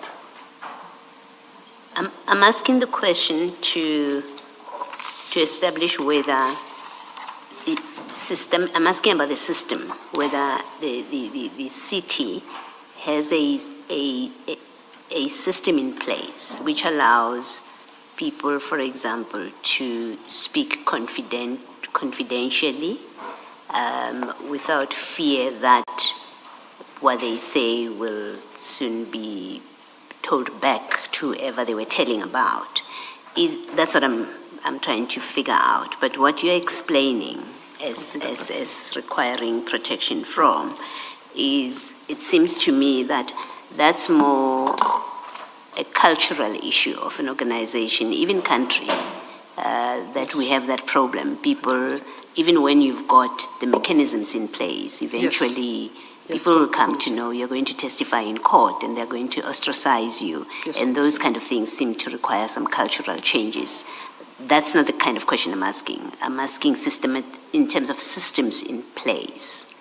For example, if Deputy Commissioner Spies is being harassed, or you even, because you have taken the kind of steps and decisions that you have taken in the discharge of your functions, does the city have in place things like such employees will be disciplined, for example? If you harass me because I'm doing my job and I've stopped you from spending money and I've actually started disciplinary processes against you, does the city have a system and a culture where action can be taken against those people to discourage that kind of behavior? Because there's a level at which it's behavior and cultures that have developed over time, and something has to be done to stop it. But that's a different conversation to, is there anything in place at all? Or we don't have anything in place that allow people to act without fear, with some kind of protection. Yes. It may not be perfect, but there are ways I can go anonymously to report the chief financial officer for having instructed that purchase orders must be created long after the service had been provided. Is there anything like that in the city? Is really what I'm trying to determine. I think we have something in place. We've got a fraud line. We have, but I think, Commissioner, because we have never had a type of a commission of inquiry, it needs to be refined to include also when it comes to appear in front of a commission. I think it's just, as you said, it's maybe standard. However, we need to make sure that we look into that, and maybe not only in municipalities, but all government establishments and departments, to make sure, the same it was with COVID. We never knew COVID. And then we had to put things in place in terms of COVID. We never knew wearing masks and all of that. So the same thing, the commission is a very good thing of inquiry. And I think whatever policies we have or directives we have of SOPs we have, we need to refine it now around that. That is even part of mine at my department that I'm going to work with as part of my workshop, that I want to include it so people can feel free. But then it needs to be in each and every department. It maybe comes from also, as I said, we need to refine it and include it. And then we must make sure that there is, I'm maybe lucky that I have my detail with me because of the post that I have. However, it's not everybody that's got the detail because of the post that they have. And we maybe need to look at that and then also make it easier for people, much, much more easier to report, and that you know also there's going to be consequence management. Because it's no use you report and that person stay in the government environment or in the municipality, and that person is even aware confidentiality is also very important, and that person is aware you are the person that came forward.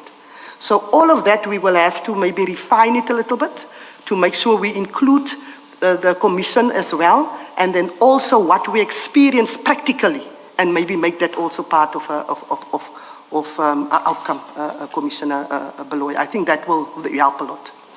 Thank you, Commissioner Baloy. The second is a clarification on something that we dealt with earlier, but maybe before I do that, let me conclude this part by saying you have, for example, under the Commissions Act, where it's a criminal offense to interfere with the work of the commission. 100%. So if someone who has testified or is about to testify is being harassed in whatever way, the perpetrator may well easily fall into you are interfering with the work of the commission. And it may well be that in the city or in the forum of police chiefs, you may want to start that kind of discussion. Yes. But the second thing that I wanted to raise is, and it's more to clarify, in the correction that you made, remember we had that discussion about insourcing and just moving people across. And I accept the correction that you have made. But does it mean, therefore, that Tshwane has never done an insourcing exercise? The 1,271 was in-sort or capacity built in 2019. So that's why we have the outsource, and the 1,271 was in-source. Okay. However, as I said, it was in-sourced, but they did not include or make sure that there's a plan, and we Yes. did it now. Let us train them. Let us make sure they have medical aid. Yes. Make sure they've got pension. Those things were not, so they were in-sourced, but they failed to implement that. That plan, okay. So that is also what I was busy with now all the time, and we picked that up, and we made sure that over the 3-year period, first you get your medical aid. They also didn't get a 13th check. So Yes. all those things we had to actually make sure that that in-source staff or the capacity built, in-house capacity, that we make sure we correct that before we can even in-house capacity build Yes. more. Let us first correct that. Thank you. Thank you, Thank you, Commissioner Baloy. Thank you, Mrs.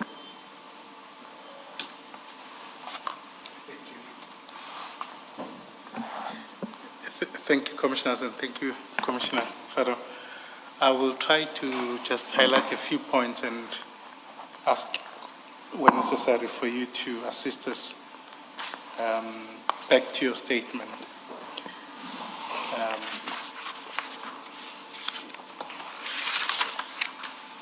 You've spoken about your duties or roles and functions, and part of it is that you bear the ultimate responsibility for the TMPD. Yes, that's correct. And part of that also goes to recruitment, appointments, promotion, transfer of members. And part of that also includes managing discipline. That's correct. Correct. Would you,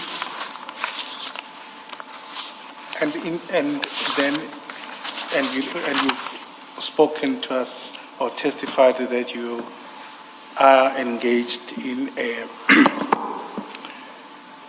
in corrective measures for those members that you have since discovered that there was something wrong. That's correct. And that would be Mr. Piri, and there's further investigations Yes, into other that's things. correct. And hopefully, I think you can agree with me where I was having a difficulty that in order for these things to happen, they do need to move with some speed, otherwise they become problematic. Yes, definitely when it's, except when there's a complexity of our data, but definitely you are correct, and that is what I do with all my investigations. This is just a little bit different. Indeed. You are correct. And then in terms of your deputy commissioner, the one that's vacant, how long you said it's been a while, what are the plans about? We have now started the process again. Yes, we have already started the process. Okay. It's just now the holidays that came in between, but definitely. But I want to put it on record. If I, again, don't find the right person, I will have to re-advertise again. I'm not just going to appoint somebody for the sake of appointing. Thank you. And also, I think we've gone too many things. My job is truly to lead evidence more than have views. Can we go to the file 3? I'm just dealing with the part of the evidence, I apologize, that I just at least have to put on record. I think it's there. Officer. How to?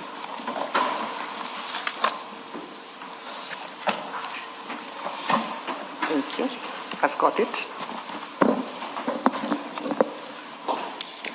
Page 382.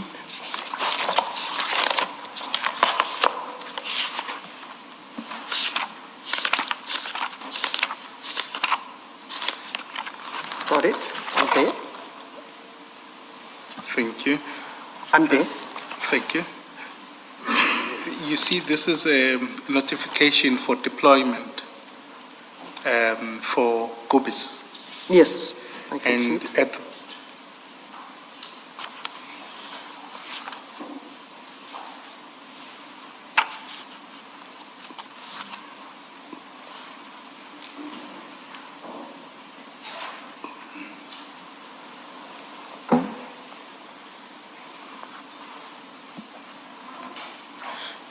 Thank you. I'm not going to be too long on this. It's just a matter of highlighting the evidence, what builds up Yes. the problem that we are facing. This is a notice, and I would imagine there's no doubt about it. But at the bottom there, we see that the person who is signing, and will obviously put it to him whether it's his signature, is Mr. Pierce. Yes. 100%. And Commissioner Spies has spoken or came to testify and identified that Mr. Piri signed these notices and that he was not authorized. Yes. And I suspect, and earlier on, you said the same Yes. thing. I agree. And then these deployments go up to page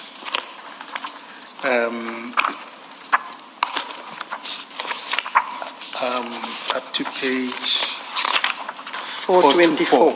Correct. And in the majority, they are signed by Mr. P. Yes, that's correct. Perhaps to avoid at the risk of speculation, would you know why he would be the one that's signing? What are the possibilities for signing these deployments? Or maybe let me put it this way, in terms of his level, where is he and who does he report to? And as far as you know, could this happen properly? Obviously, this is not, I've already said previously, this is what we picked up and it's caused an investigation, and then we found obviously that this is also stemming from the email that was sent to say that is on the 12th of March. This is part of that investigation. Correct. And that is part of that evidence. Correct. That these sites, so it's stemming from there, and obviously if he is today on suspension, and then and then there's a investigation still, more investigation pending, clearly that this is not what should have been done. And who does he report to? As I said, there is other members that we also looked at, and we must also remember, I said previously, IPSS doesn't have a proper command and control system in place. Yes. Yes. So yes, we are looking at everybody, even the person that is reporting to, in terms of this. We are also looking at the time, because remember, he was transferred also, he was also at, although he's a Metro Police officer, he was, or he is assisting, or was assisting at IPSS. With this movement and everything, movement of staff from one management to another, I will call it. Understand what you're saying. He is in TMPD. He was a TMPD officer, but with the movement, Commissioner Beloy, they've moved the staff. Staff had a choice if you want to move with to the office of the city manager to obviously assist, because you can't leave a vacuum. Yes. So some remained behind when that was maybe assisting and said, they had a choice. I will remain. Others went with. So there is where Piri's involvement came in terms of Inspector Piri of IPSS. So he was then part of assisting there by IPSS. Yeah. I thought I understood the structure as you're explaining it, but now I'm confused. Initially, they were moved to the city manager's office. Yes, 100%. Okay. And then returned now to back to TMPD. TMPD. Yes, 100%. So where is he sitting now? At the date of page 382, which is the 15th of January 2025 period. 14 That January. was back at Metro Police, because remember 1st of July 2024? Yes. They moved back, So he's in TMPD Yes, at the time as 100%, he issues these 100%. instructions. And he reports to somebody. Who does he report to? he He reports... must report to Yeah, somebody. no, definitely he's reporting to somebody. Yes. I must just double check, but that's why I don't want to, I want to give names here if I'm not 150% sure who does he report to, because of the back and forth and back and forth. So I will... The overall head, where he's sitting. Oh, the overall is head. Lamini the overall head? No. Who is the overall The overall head? head will be Deputy Commissioner Spies. Where As a Spies is deputy, now? yes. Okay. All right. But at January 2025, That was Deputy Commissioner... Bolhuis. Son Bolhuis. it was Bolhuis at the time. Okay. So at January 2025, his ultimate head would have been Bolhuis at that time. That's correct, Commissioner. Okay. Baloyi. Thank you. That's correct. All right. Thank you. My apologies for confusing you. Just for, while we are on this, the other person I was talking about is on 399 and 400. So you'll see that for those two purchase orders. Say again the number. Page 399 39. and 400. I'm there. So those are the two during that period Okay. that were not signed by Peary. Yes. And my question was... This is one of the persons that we why was identified. that person 100%. not suspended? Yes, no, we if are... the investigation has Yes, revealed this is the he issued. 100%. You are correct. You are correct. We are looking at actually if we can't find actually more. If you look at the first one, there was a little bit of a stack. So this one we're also checking, and also I said the person that we also said in terms of the invoices, and did you check, is it according to the standards, and why is it supposed to be done? So yes, that is part of the food chain. You are correct.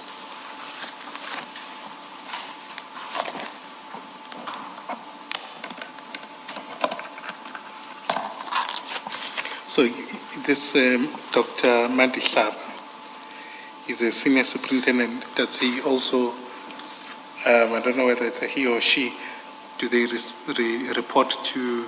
Also, yes. Bolhuis. To Bolhuis that time, Yes. and now to Spies. That Now is to correct. Spies. That is correct. And you're saying that obviously there's some reasoning why Yes. he's not placed on Yes. suspension. Yes. There's a reason to that. That's that.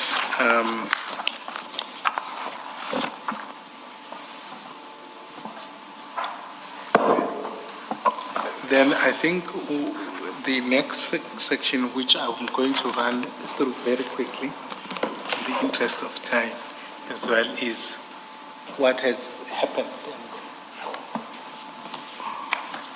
in your department. And for that, could you please take file 5?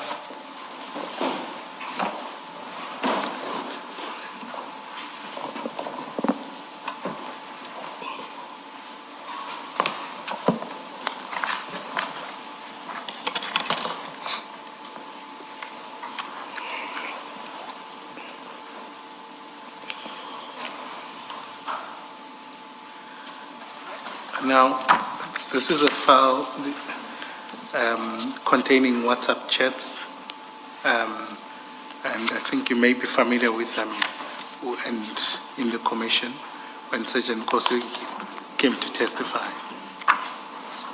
If you take me to the page. I'll take you to, but I'm just saying I'm telling you what this is Yes, about. That's fine. And I understand you may be at a disadvantage in the sense that these are not your WhatsApps, but I just want to highlight a few things for you.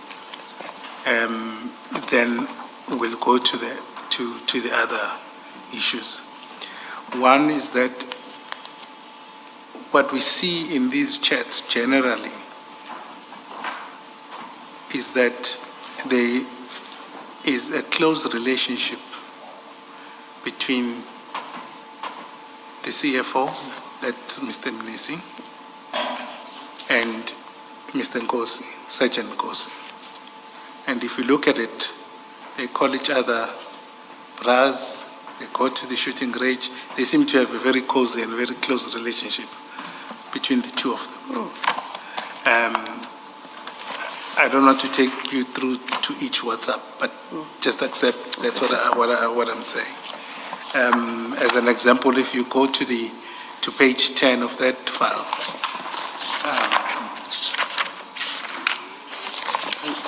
And there?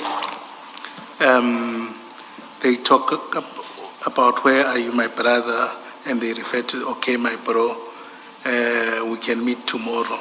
And there are quite regular meetings between the two of them. That's the first point that just in the interest of time. But also they share a lot of documents that are internal within the city. I'm going to go through that document now. If you go to page 65,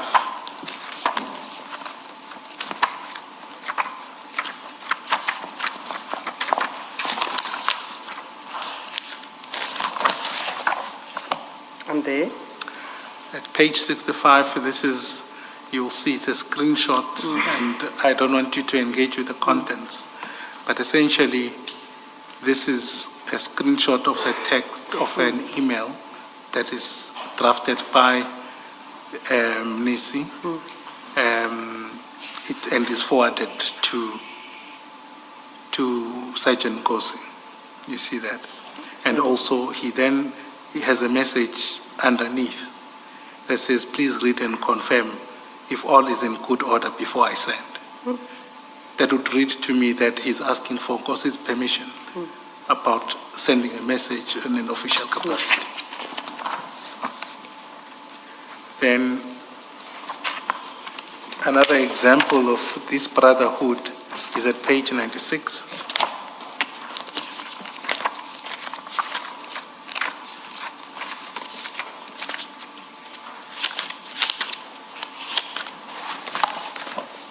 And there?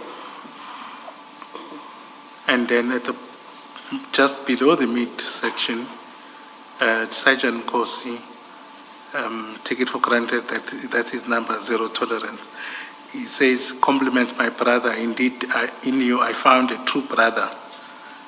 You see this coziness between the two of them. I do. Then if you then turn to the following page, at page 99,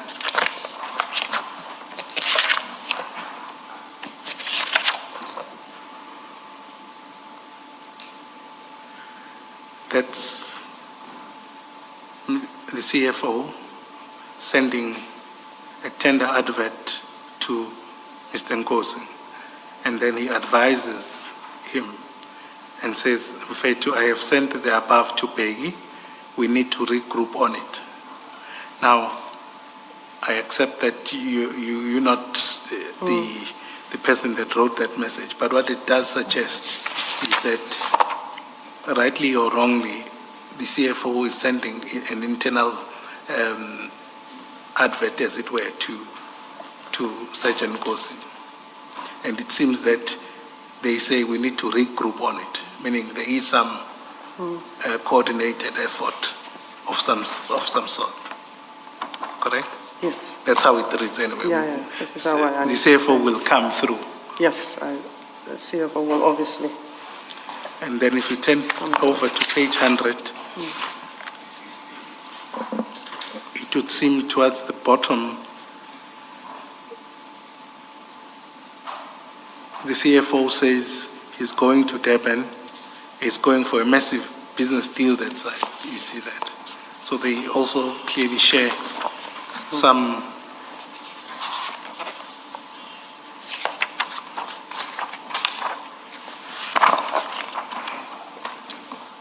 and then if you go to the following page 102,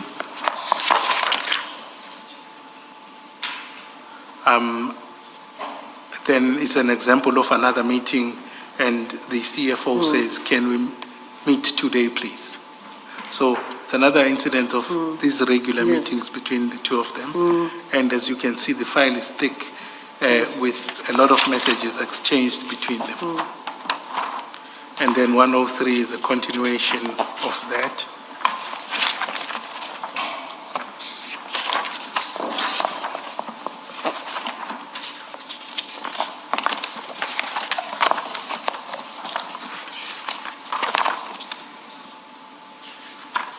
Okay. Then if you go to page 114,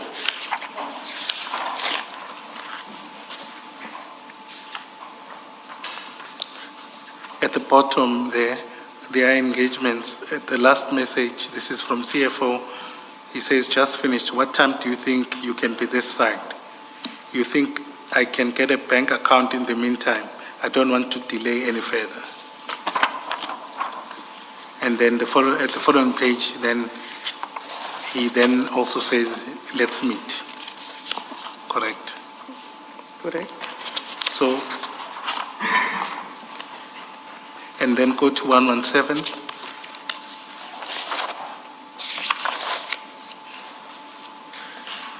Then it's at the bottom, it is Mr. a photo. Then below it, this is CFO saying, "It's okay, my brother, we are managing this guy, my brother. I just wanted to show you, Mbungulu will never win."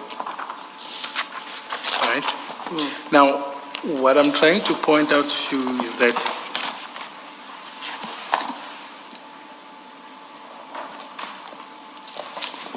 they seem to have some interaction between them. And Nkosi seems to have some access to the CFO of some nature. Another example of their close relationship is graphic at page 125. Towards the bottom there, it's at 18 February, where he says, "Mfowethu, I was thinking of you." That's again a very close relationship that we see. But I want us to then go towards February, towards March. So,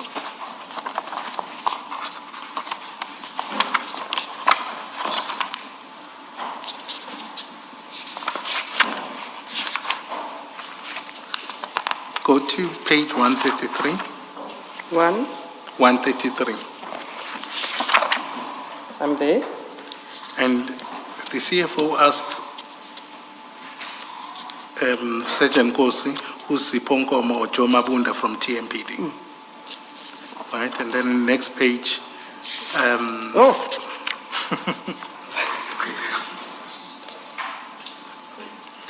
Would that be yourself? Where there? does he get the photo of me?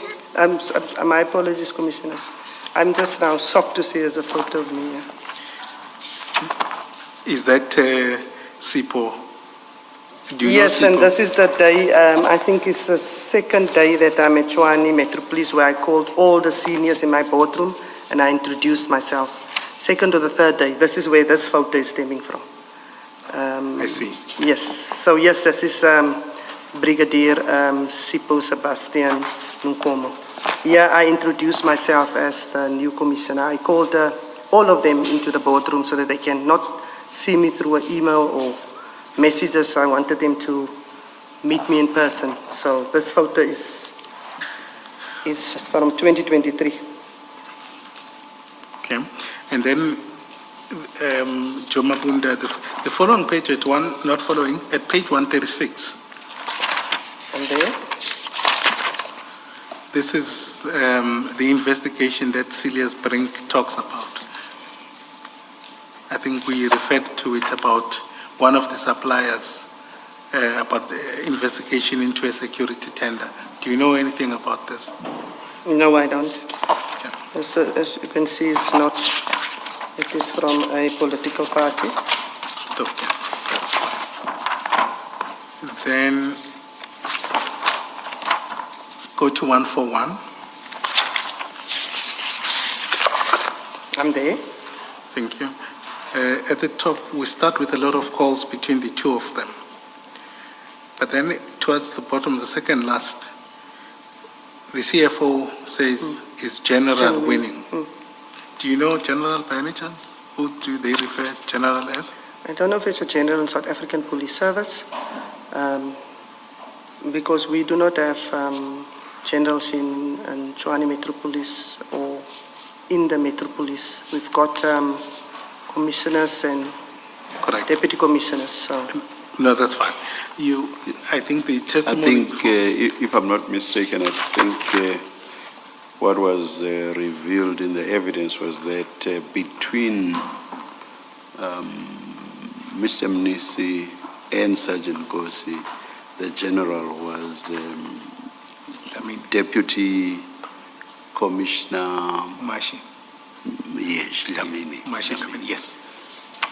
I was going to just put it because I'm going to juxtapose it later on. Yes. He is on a general, he is on a rank of a major general, and I'm not suggesting that that was the official, so that but is his- when they communicated, Okay. when they said general, they were Okay, referring to I understand. now. Deputy Commissioner Dlamini. I understand. Yeah.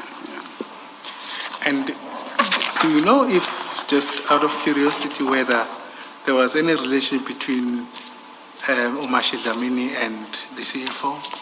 Do they know each other? Do you know? No relationship that I am aware of. Okay. On several occasions, even in the management meeting, if there's a matter, then I'm the one that liaising with the CFO, because remember, we are Section 56 appointees. Okay. So, no, there's no relationship. Yes, in terms of his administrative support function, he will deal with, obviously, with the CFO's departments, and if he's acting in my state, then definitely will liaise with the CFO. But no relationship that I'm aware of openly, definitely not. No, that's fine. Thanks. We start to see, this is now in March 2025.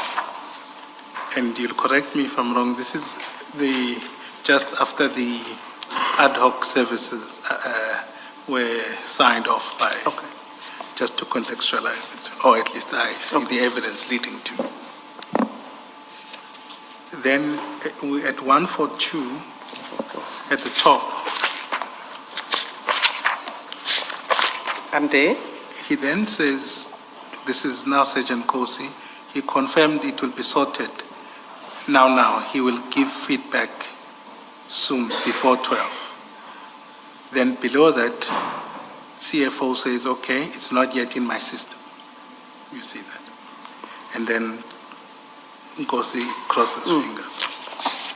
See that? Then we go over to 143. At the top, there's a message where he says, he said he won't disappoint. I see that message. Below that, CFO says, thanks, M42. And then below that says, morning, Captain. This is a forwarded message, and I'll locate it. Please just confirm from Mfowethu ukuthi I'm processing the issue, and I've spoken to Kane and Vusi also to increase the target value, as the amount is a bit higher, and as soon as all of them are released, I will let you know for his intervention to ensure that Tommy makes payment urgently. You see, this is an engagement about money. I can About see payment. that. Definitely. Correct. Do you know of Kane and Vusi? I don't know who's the captain, because he's greeting morning captain. In terms of, I don't know who Vusi is. And who is this message to the CFO?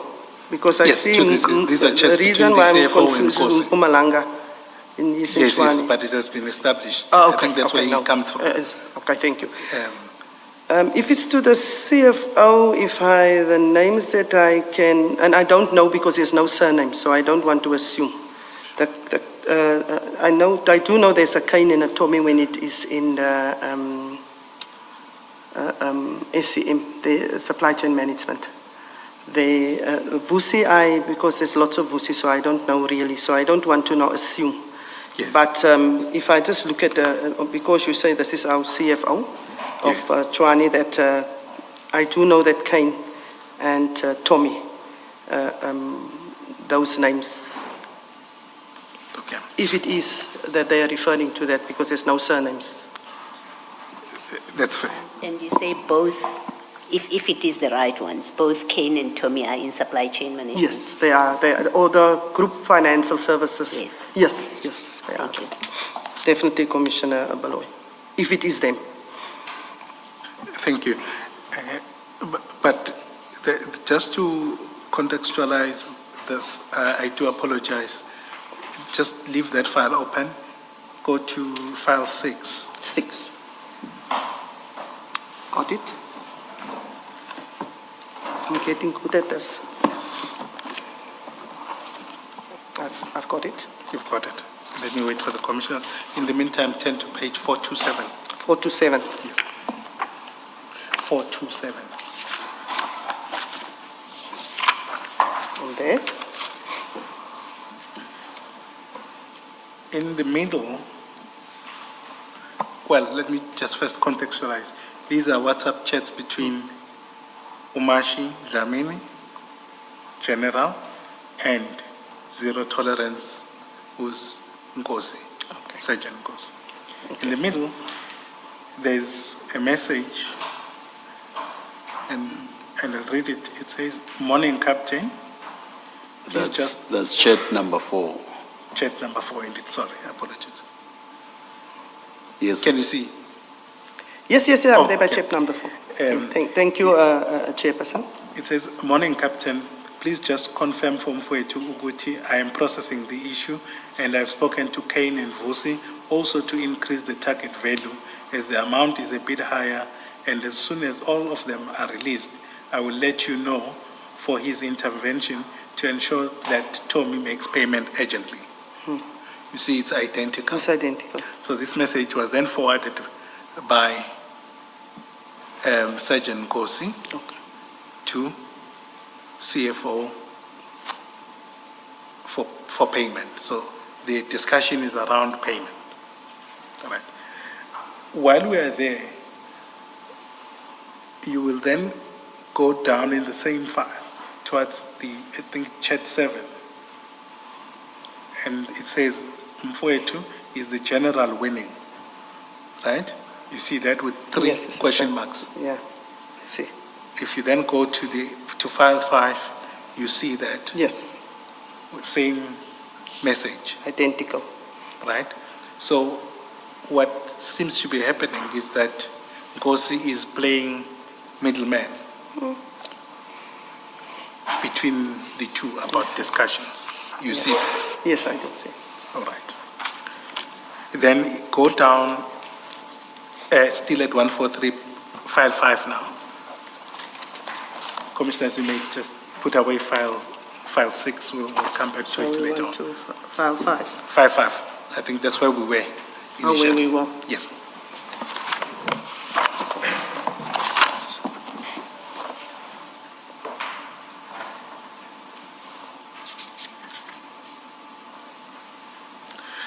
Then the second last message from Sergeant Gosen is, yes, we have won, busy with creating requisitions and at the same time releasing them in order for buyers to create POs. You see that? I see the message. Now, he is owning the process and says we Yes, have won but either way, he's in the middle of it. Now, you'll recall earlier we're dealing about ethics in the Yes, SCM yes. policy. Just at your level, would you say that Sergeant Nkosi has any role to play in these discussions? Definitely not. So isn't Sergeant Nkosi from the South African Police Service? Yes, it is. He is not employee of the City of Tshwane or supply chain management. No, I fail to understand what is his role. Okay. But then it would be a problem if that was the case. Yes, definitely. Okay. What it would also highlight is that within the TMPD, there is a problem. No, definitely, if he is playing a role that he's not supposed to from external department. Yes. Also in terms of the previous, all the messages that you have read into record and took us through,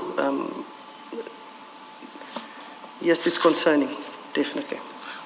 With the obviously, CFO. General Umashi Dlamini, who's also an important figure here, is your deputy commissioner.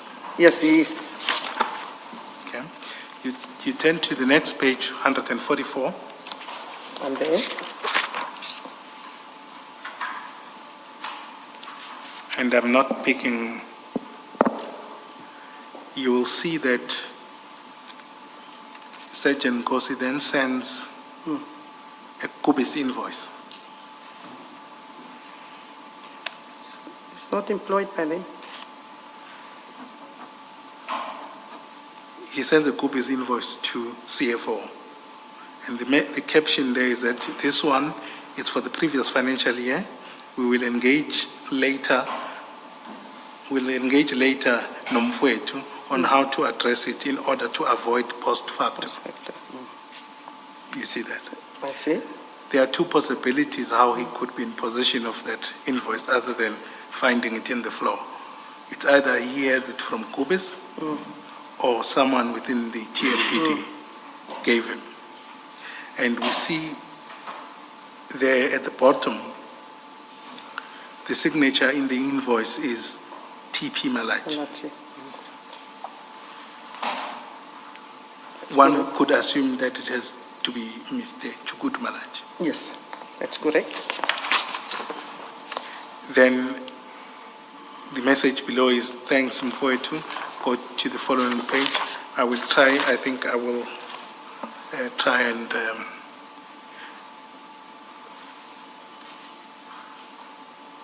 the next at the top, there's a message, evening captain. You see that? Yes, I do. Right?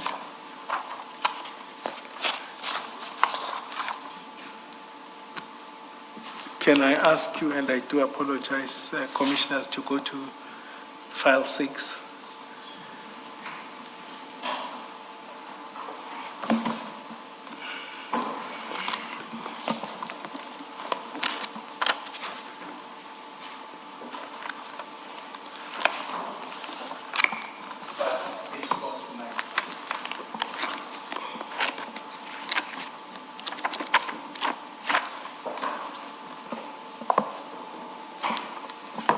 Just again, sorry. Page 429. 420. 429, apologies. Got it. At the top, it's chat 1. Yes. You'll see that message is identical to the message at page 145. Yes, it's identical. And that would also again indicate that there is a web of Yes, sorts. definitely. And Sergeant Kosi plays some role Yes. in that web. And then at page 145 of file 5, then CFO says, thank you for it, much appreciate. Much appreciated. Let's push to finalize everything tomorrow so we can pay those guys before Friday. At the bottom, there's another message from him, the second last one. He says, please extend my gratitude to the general. He has delivered. POs as per the request have been approved. See you later. Yes, I see that. That's just on that segment. Now, what I was trying to achieve or to show you is that you've got an intervention around the same time of these ad hoc payments. Yes. Where there was a request for funding, but there is this, it may be or may not be related, but you've got Kubis being central here, and also their invoice Yes. is being processed, Yes. so to speak.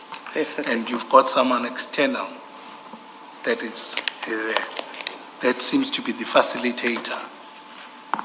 And just to avoid any waste of time, Sergeant Nkosi did come and testify and didn't dispute that he did play some role in assisting in the processing of payments.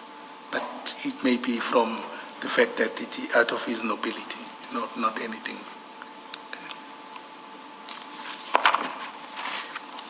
What we then go to is the relationship between, we're still going to come to this far, is the relationship that I'd like us to go through with your employee or your deputy commissioner and Sergeant Nkosi. That's in file 6. May we at this point just take a quick comfort break? Let's adjourn. Our spokesperson will indicate when we're coming back. It won't be long. Let's adjourn.